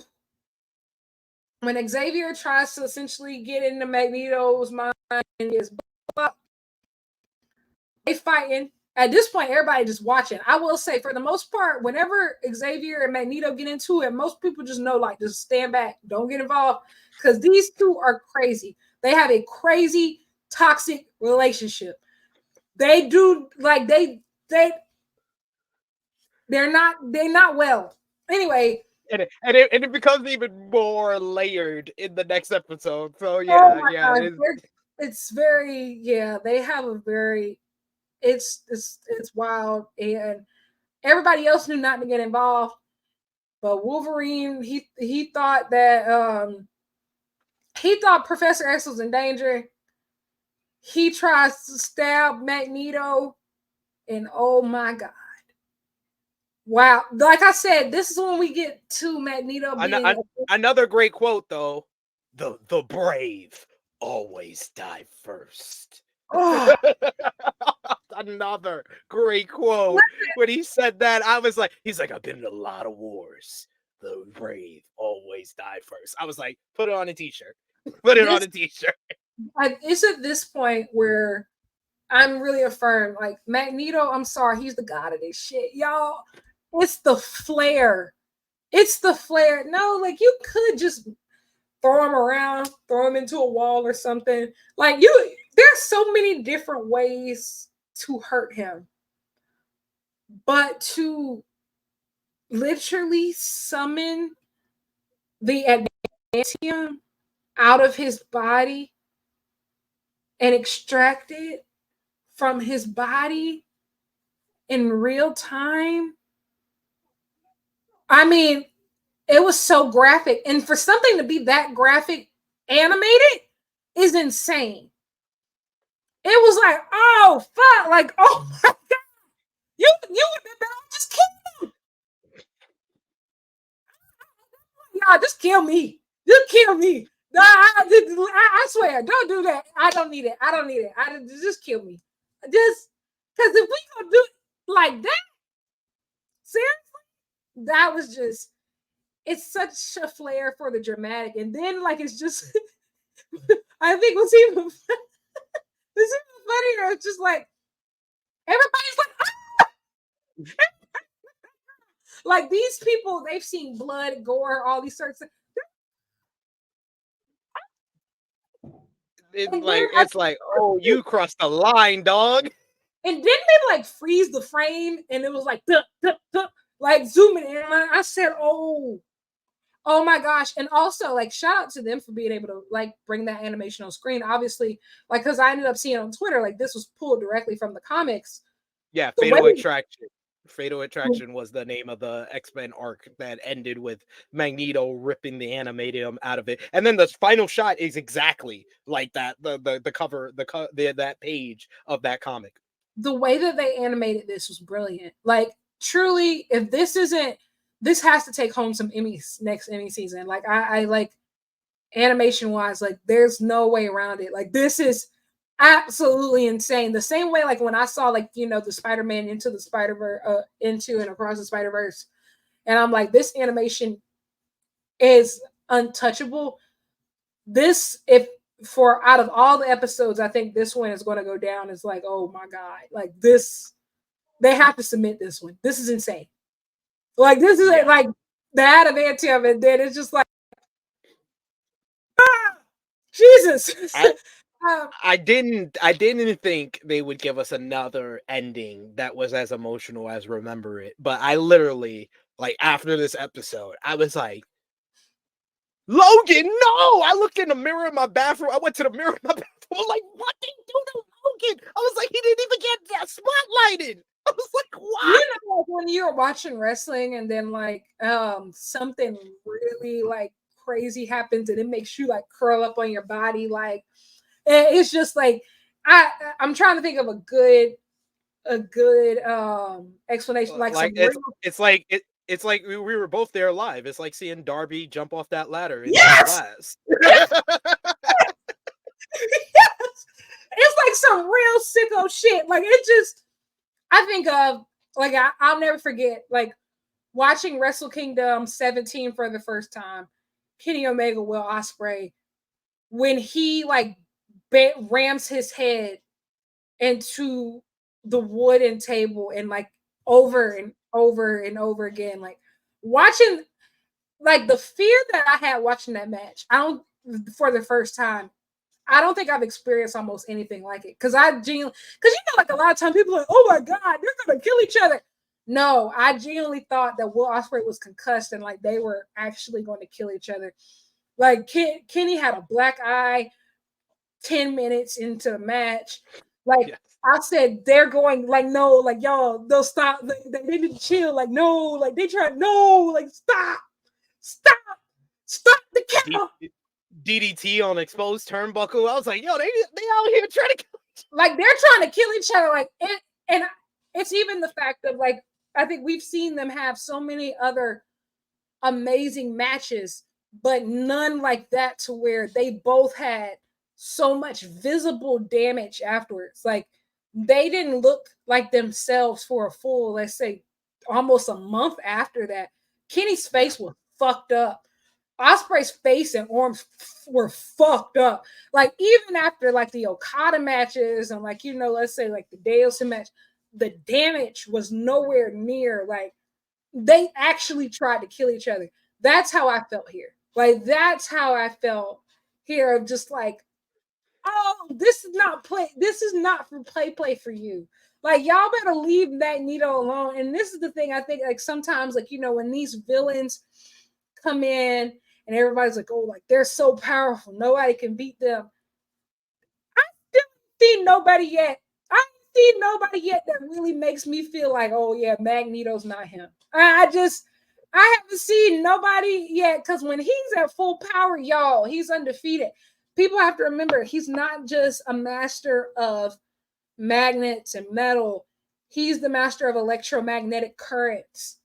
And at the end of the day, what is running through the earth in its core? Electromagnetic currents. That means he's really, and he practices. He don't just got powers, he practices. His powers are truly limitless. He's an Omega level mutant for a Omega, reason. Omega level mutant. And isn't that poetic, especially with the reference that I just used Yes. of my goat wrestler is Kenny Omega. And the and Magneto might be like my goat superhero. And it's just like I'm just a woman of taste. I like Collins. I'm just a woman of taste. At the end of the day, this all comes down to me, and I am a woman of taste. Indeed. But nevertheless, and you could compare Magneto and Xavier's relationship to Kenny and Coda. 100%, 100% of like being able to push each other over and over again. I think, and we look at matches where excellent matches that Kenny has had where he's come out with a lot of physical damage.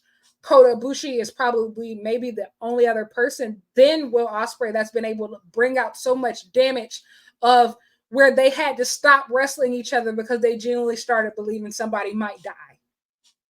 Yeah. Kota Ibushi got banned from the Nippon Budokan because he didn't know how to chill. He had a You're not supposed to do a moonsault from the top of the Nippon Budokan. He had a ban from the Budokan. Do you know how crazy that is? Do you know how crazy that is? These are venues that have seen some of the biggest, the baddest, the craziest all-time performers ever have walked. Because at the end of the day, before the Tokyo Dome was the venue to be, it was Budokan. So, like, do you know how crazy that for them to tell you, not even in your New Japan days in DDT, you can't come back here. We don't want your ghetto here. Don't bring your ghetto here. Don't bring your mud show slinging. And then I think it's a perfect example because the thing is, when you get, let's move into episode 10, we do all of this crazy stuff just for them to end up back together. Yeah, but I'm sorry, that whole conversation in Charles and Magneto's head might be the best dialogue of the whole season. Of the whole season. Like that fleshed out everything about Magneto, and like it confirmed that Magneto is the main character of the X-Men to me. Like it was just like it's all about Magneto. Magneto said, to avoid this conversation, I'd rather you bring my childhood back. I'd rather talk about that right now. No, the great moment is it's when Magneto sees a takeout sign. When they're first having the conversation, he thinks they're back in time, and he sees the takeout sign. There's no such thing as mutants. He told Charles that. Charles was like, well, what if there was? But like the symbolism of it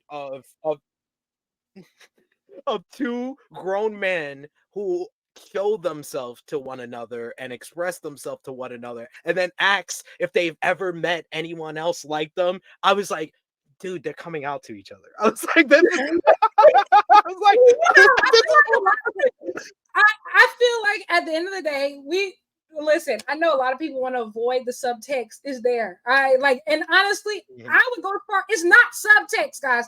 You have the thing. Like I said, Magneto was not hurt with that bad when Rogue said she couldn't do this. Y'all saw how mhm. Charles left that lady. Y'all saw how Charles left that lady. At the end of the day, the only people that at the end of the day that they truly care about are each other. Now, do they have wicked ways of showing it? Absolutely. Yes. Very healthy. I'm not saying that they're the healthiest people in the world, but when it comes down to it, they are it.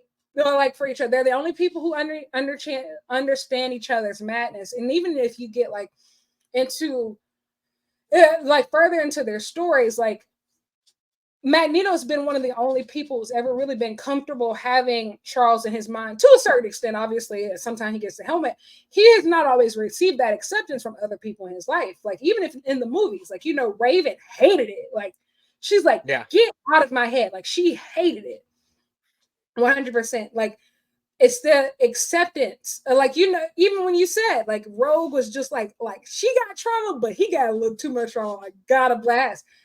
It's never been that way was as it relates to Xavier and Eric, which is absolutely fascinating. Like, absolutely fascinating. Then they start destroying each other. He said, "I'm gonna have to do it to you.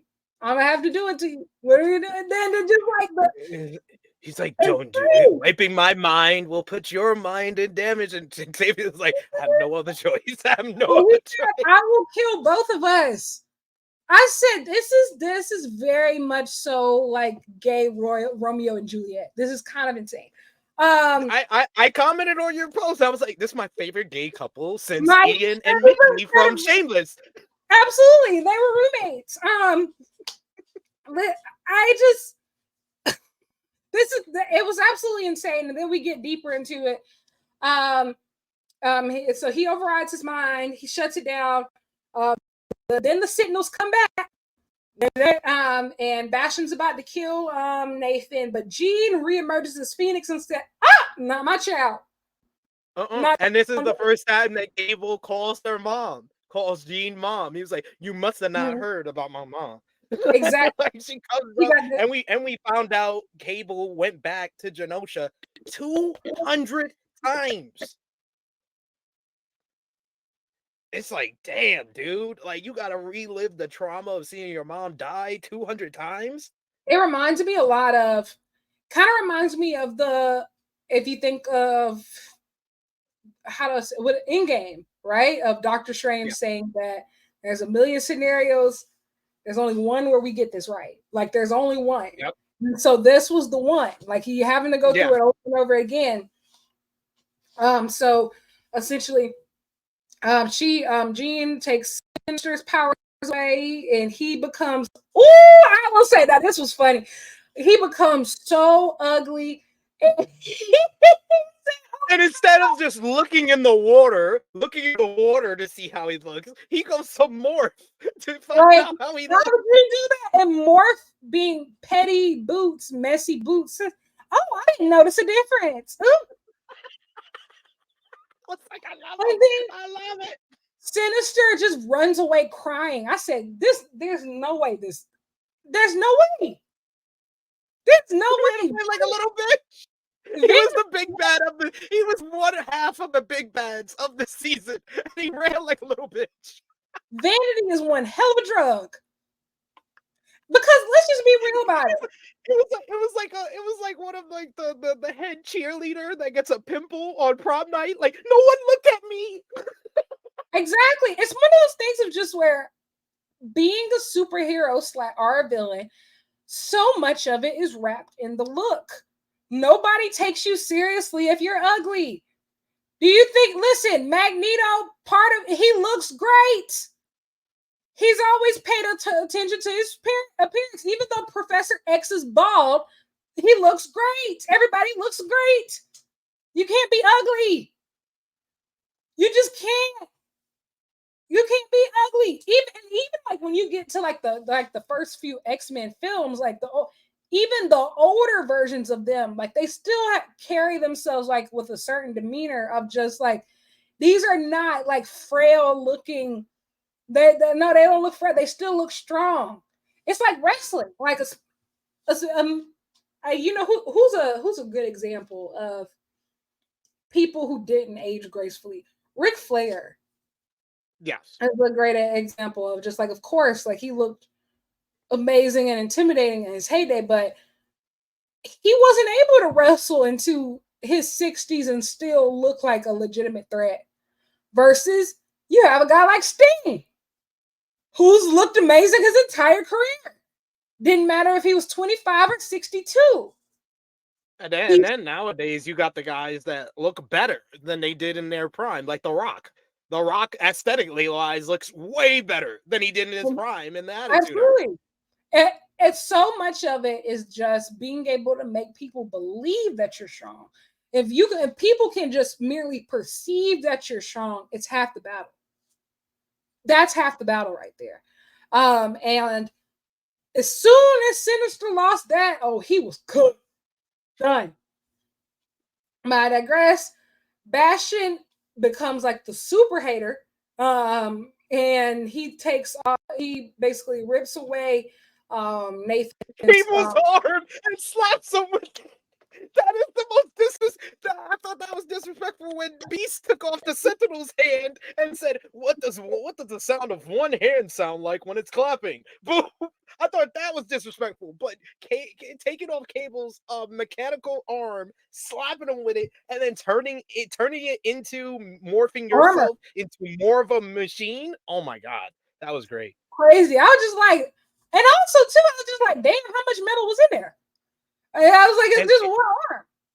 and might I add, the actor's name is Theo James.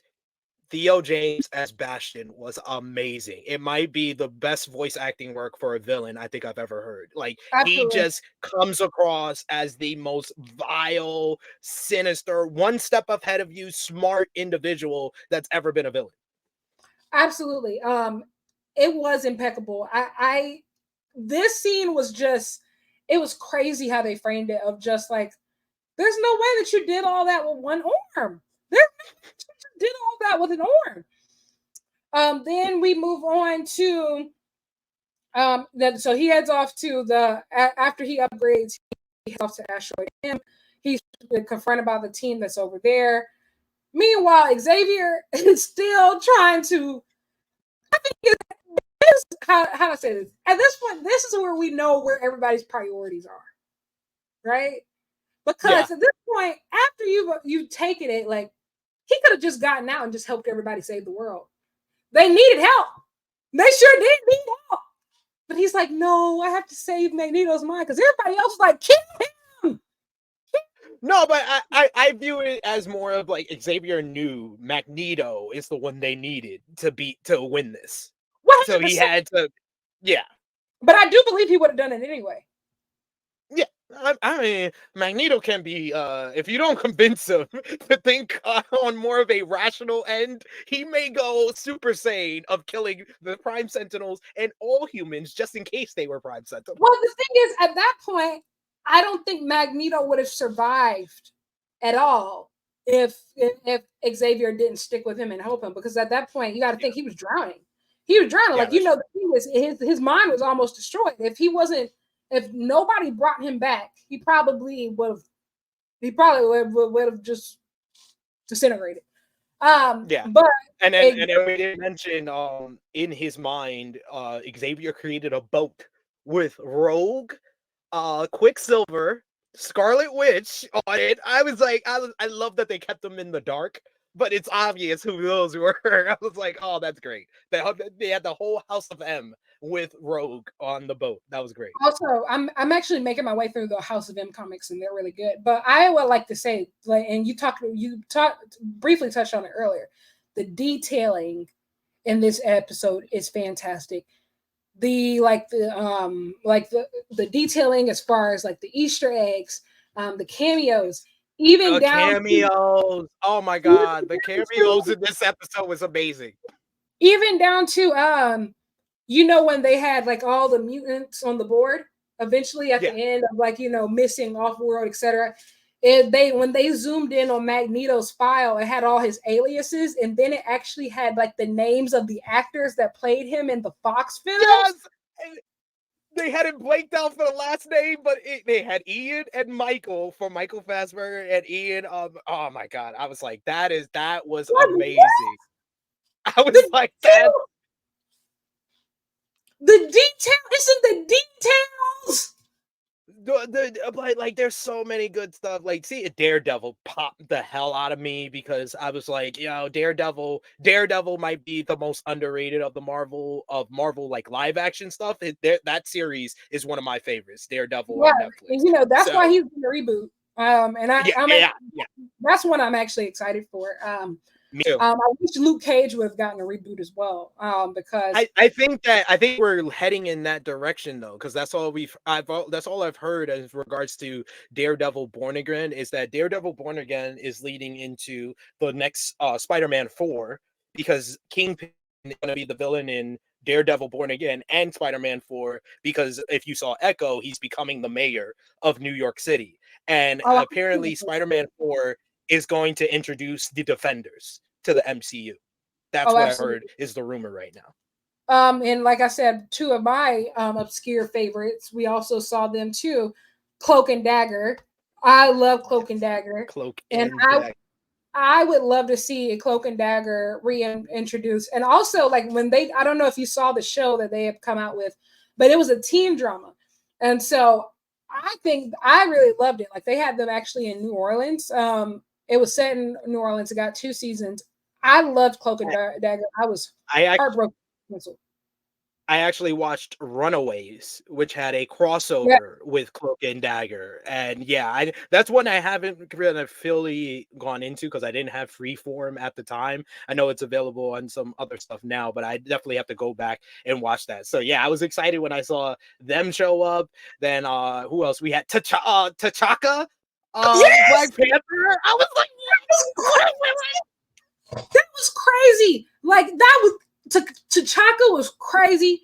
They had Spider Man and Mary Jane. It felt like the big As Peter, as Peter. So that means that Peter yes, went back. If you watch the Spider-Man series, he went back to the multiverse. He got M-Day because they were standing right there with Flash Thompson. I was like, yo, they went in on the they had absolutely. Iron Man with his 1990s costume hanging out with the president.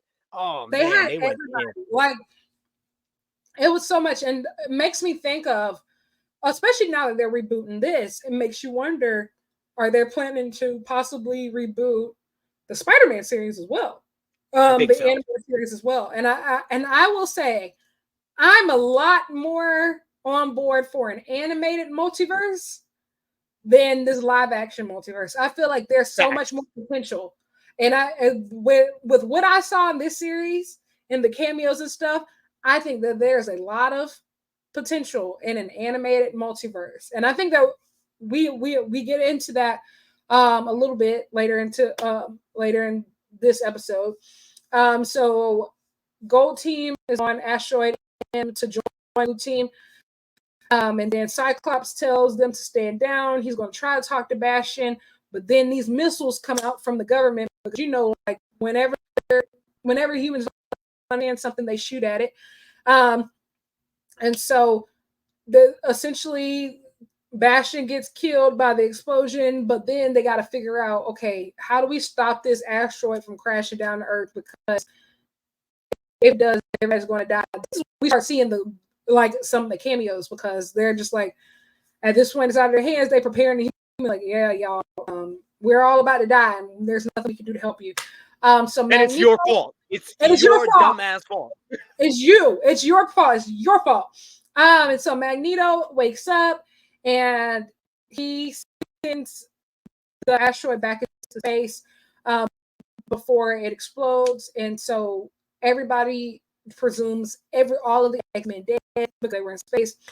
6 months later, Bishop comes back and he visits Forge, and he says that the X-Men are not dead, but instead they are actually trapped in time. And so they have a split team. Once again, Cyclops and Jean end up in the future, and they end up finding a child version of Nathan. So they end up actually, being able to be a part of his life and raise him. And then Rogue, Nightcrawler, Beast, Because Beast.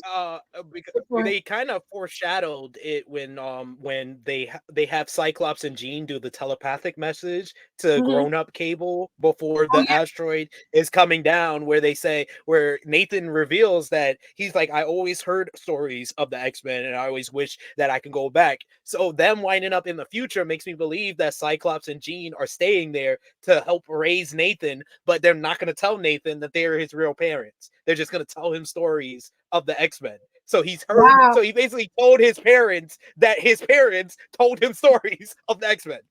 Also, that was a really emotional scene as well. That was a Yeah. really emotional scene as well. Of them doing that, of them just coming back and talking to him and like telling him that um they love him and stuff like that. Um, And there was a lot of we got finally got a good scene of Jean controlling Scott's powers and showing his eyes, because they totally blew that in Last Stand. absolutely, and then so he looks at him with his own eyes, which was also emotional. And another emotional thing was, I briefly touched on it, but Wolverine was recovering in bed, and then so Morph actually mimics Jean's face to try to like get him to recover and be like, "Hey, like I need you," etc. I'm like, "Oh my god, y'all really the amount of the level of emotional strings they were able to pull on in this episode was absolutely fantastic." So Rogue, Nightcrawler, Beast, Professor X, and Magneto, they end up in the past. And they end up in ancient Egypt, and they end up meeting in Sabanur. I think that's how you Yes. say it. Which is Um, the our OG name, the original name of who else but the biggest bad in the X-Men verse, Apocalypse. yes. And so that's what we hear. There's a post credit scene, and that is where we kind of tease that Gambit has now become Death and has the headband in his hands. Also, shout out to Rogue, because Rogue was fearless in this episode, said, "Yeah, his name was Gambit, bitch. Gambit. Yeah, that Remember it. Oh man, that was a great She scene. That said, was a that's great why scene I'm too. here." She said they hit for different reasons. That's why I'm here. His name And we was also Gambit. got, after that moment, Sunspot finally kind of Oh my gosh, completing his yes. arc, where he finally becomes fully Sunspot and calls himself Sunspot for the first time. He accepts the fact that he's a mutant and goes and fights Bastion. So yeah, He there's so saves many Jubilee. great moments. But the last part in present day Genosha was Apocalypse looking over present day Genosha. He picks up the card, which is basically hinting at that probably next season Gambit's going to become his Horseman of Death. Man, man. What a So it season. looks like they set up Apocalypse and maybe Onslaught to be the villains for next season, because in the comics, after Magneto rips out the animanium from Wolverine, Professor X takes over his mind. He mind wipes him, and that basically connects the hatred and the darkness in the minds of Charles and Eric together to create Onslaught in Charles's mind. Basically, that's the spawn of Onslaught, who will eventually become his own villain outside and take over Charles Oh yeah, at a that's certain when they point. have their hatred mind child, right? Yes, yes, yes.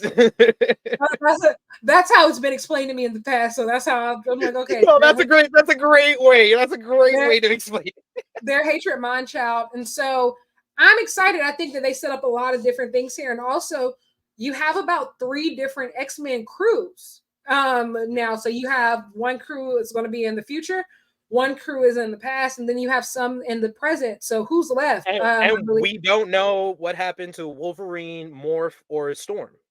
Yeah, so at least we know that in the present is Wolverine, Morph, Storm, Jubilee, Sunspot, Well, we and don't know about Morph, Storm, and Wolverine because they were on Asteroid M. But oh, we they saw were. everybody.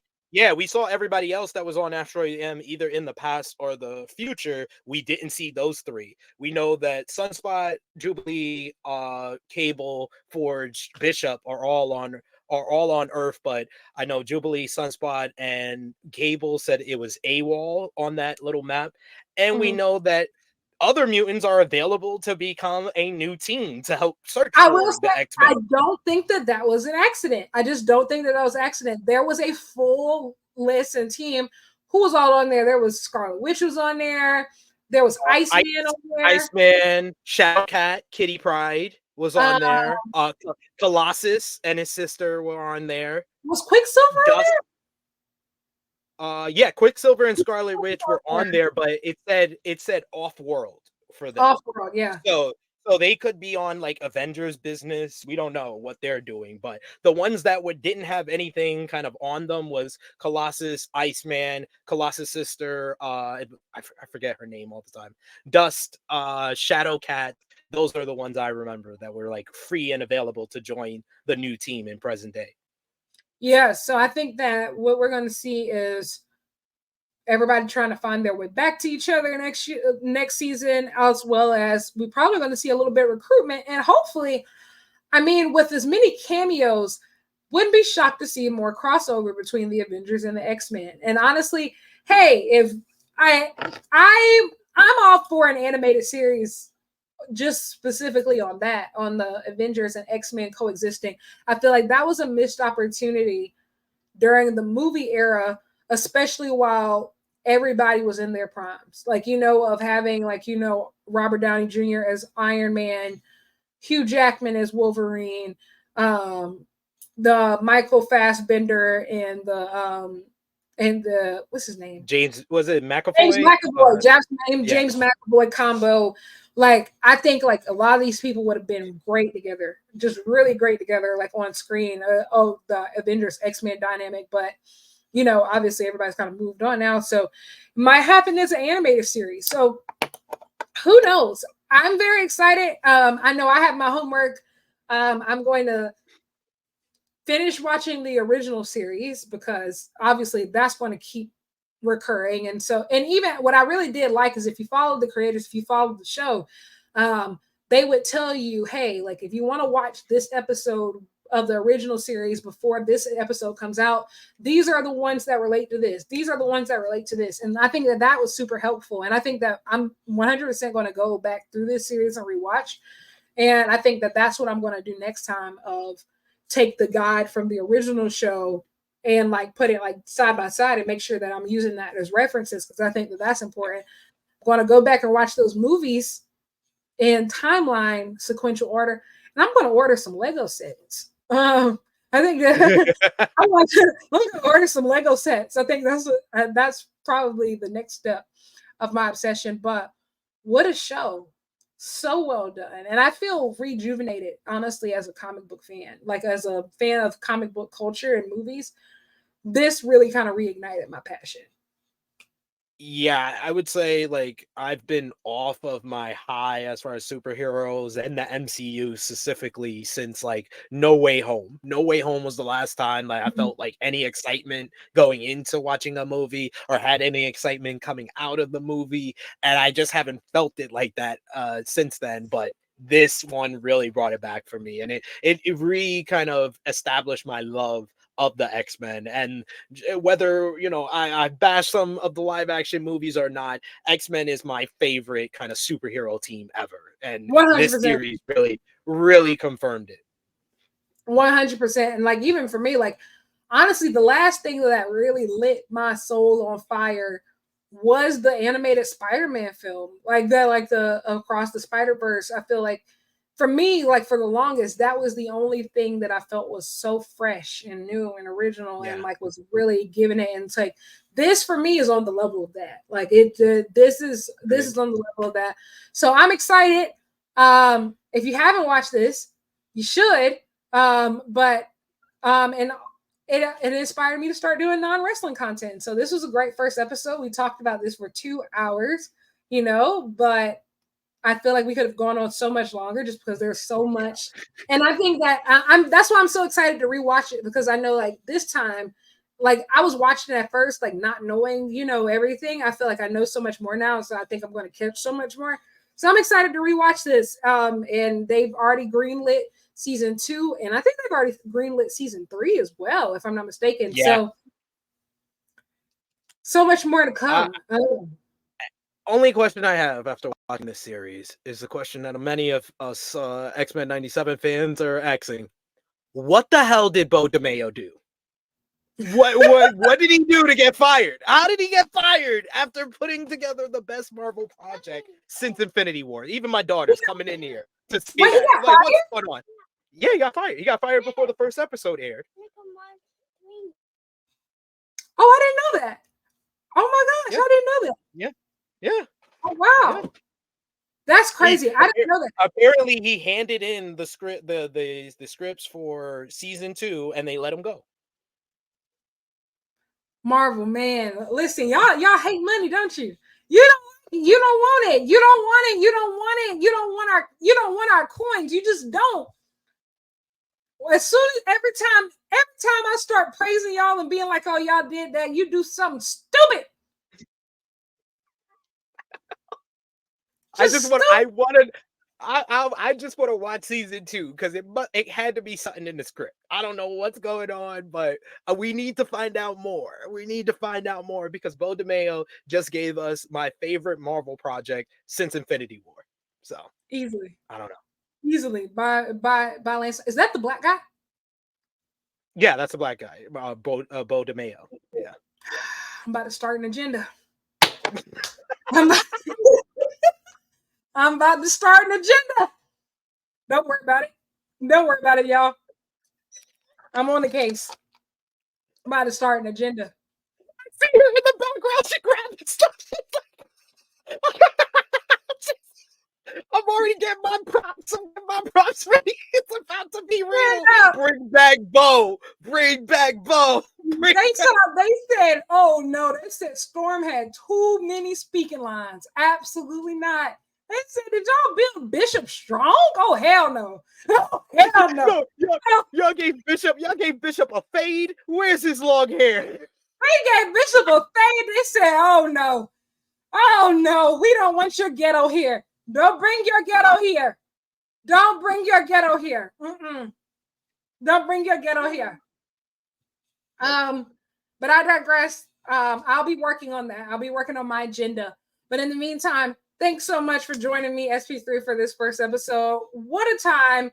What a series. So glad that you could join me. Thank you so much for having me. I had so much fun talking about the series with you, learning about your kind of connection with X-Men. This was a lot of fun. I'm down to come back, talk about season 2, talk about Deadpool and Wolverine, the Bear, whatever you want to talk about. I had a great time talking about it. And you guys, if you're watching, you can follow me at True Hill SP3. We have the True Hill Heat Wrestling YouTube channel, but we also have True Hill Heat Sports and Entertainment, where we've been doing X-Men 97 reviews, and we usually do that on Sunday. So I don't know when this is coming out. It's probably out by now. You can check out our review of episode 10. Absolutely. This will be out sometime this weekend, but thank you so much for joining me. Thank you, everybody, for listening. I know this is different content for me. And honestly, I really liked it. It's, it's wrestling gets a lot. I don't know, like wrestling gets to be a lot sometimes. And it's not even the wrestling itself. It's honestly the discourse. So this is fun. This is very, relaxing. I love getting really excited about things. Love X-Men. And so obviously I'll be keeping up with Maps and Yaps. Of course, I'll be talking about Doctor Who, which has recently come back. And also The Bear will be out in a few weeks. But Maps and Graps will always be around. Obviously, we're in the middle of Best of the Super Juniors and a whole bunch of other tournaments, AEW Double or Nothing next week. Lots of fun stuff going on. So keep up with me at Lyric Wrestling on Twitter and Instagram, and you can subscribe to my YouTube channel at Lyric Swinton for all things. But until next time, thanks very much, and I'll talk to you soon. Bye.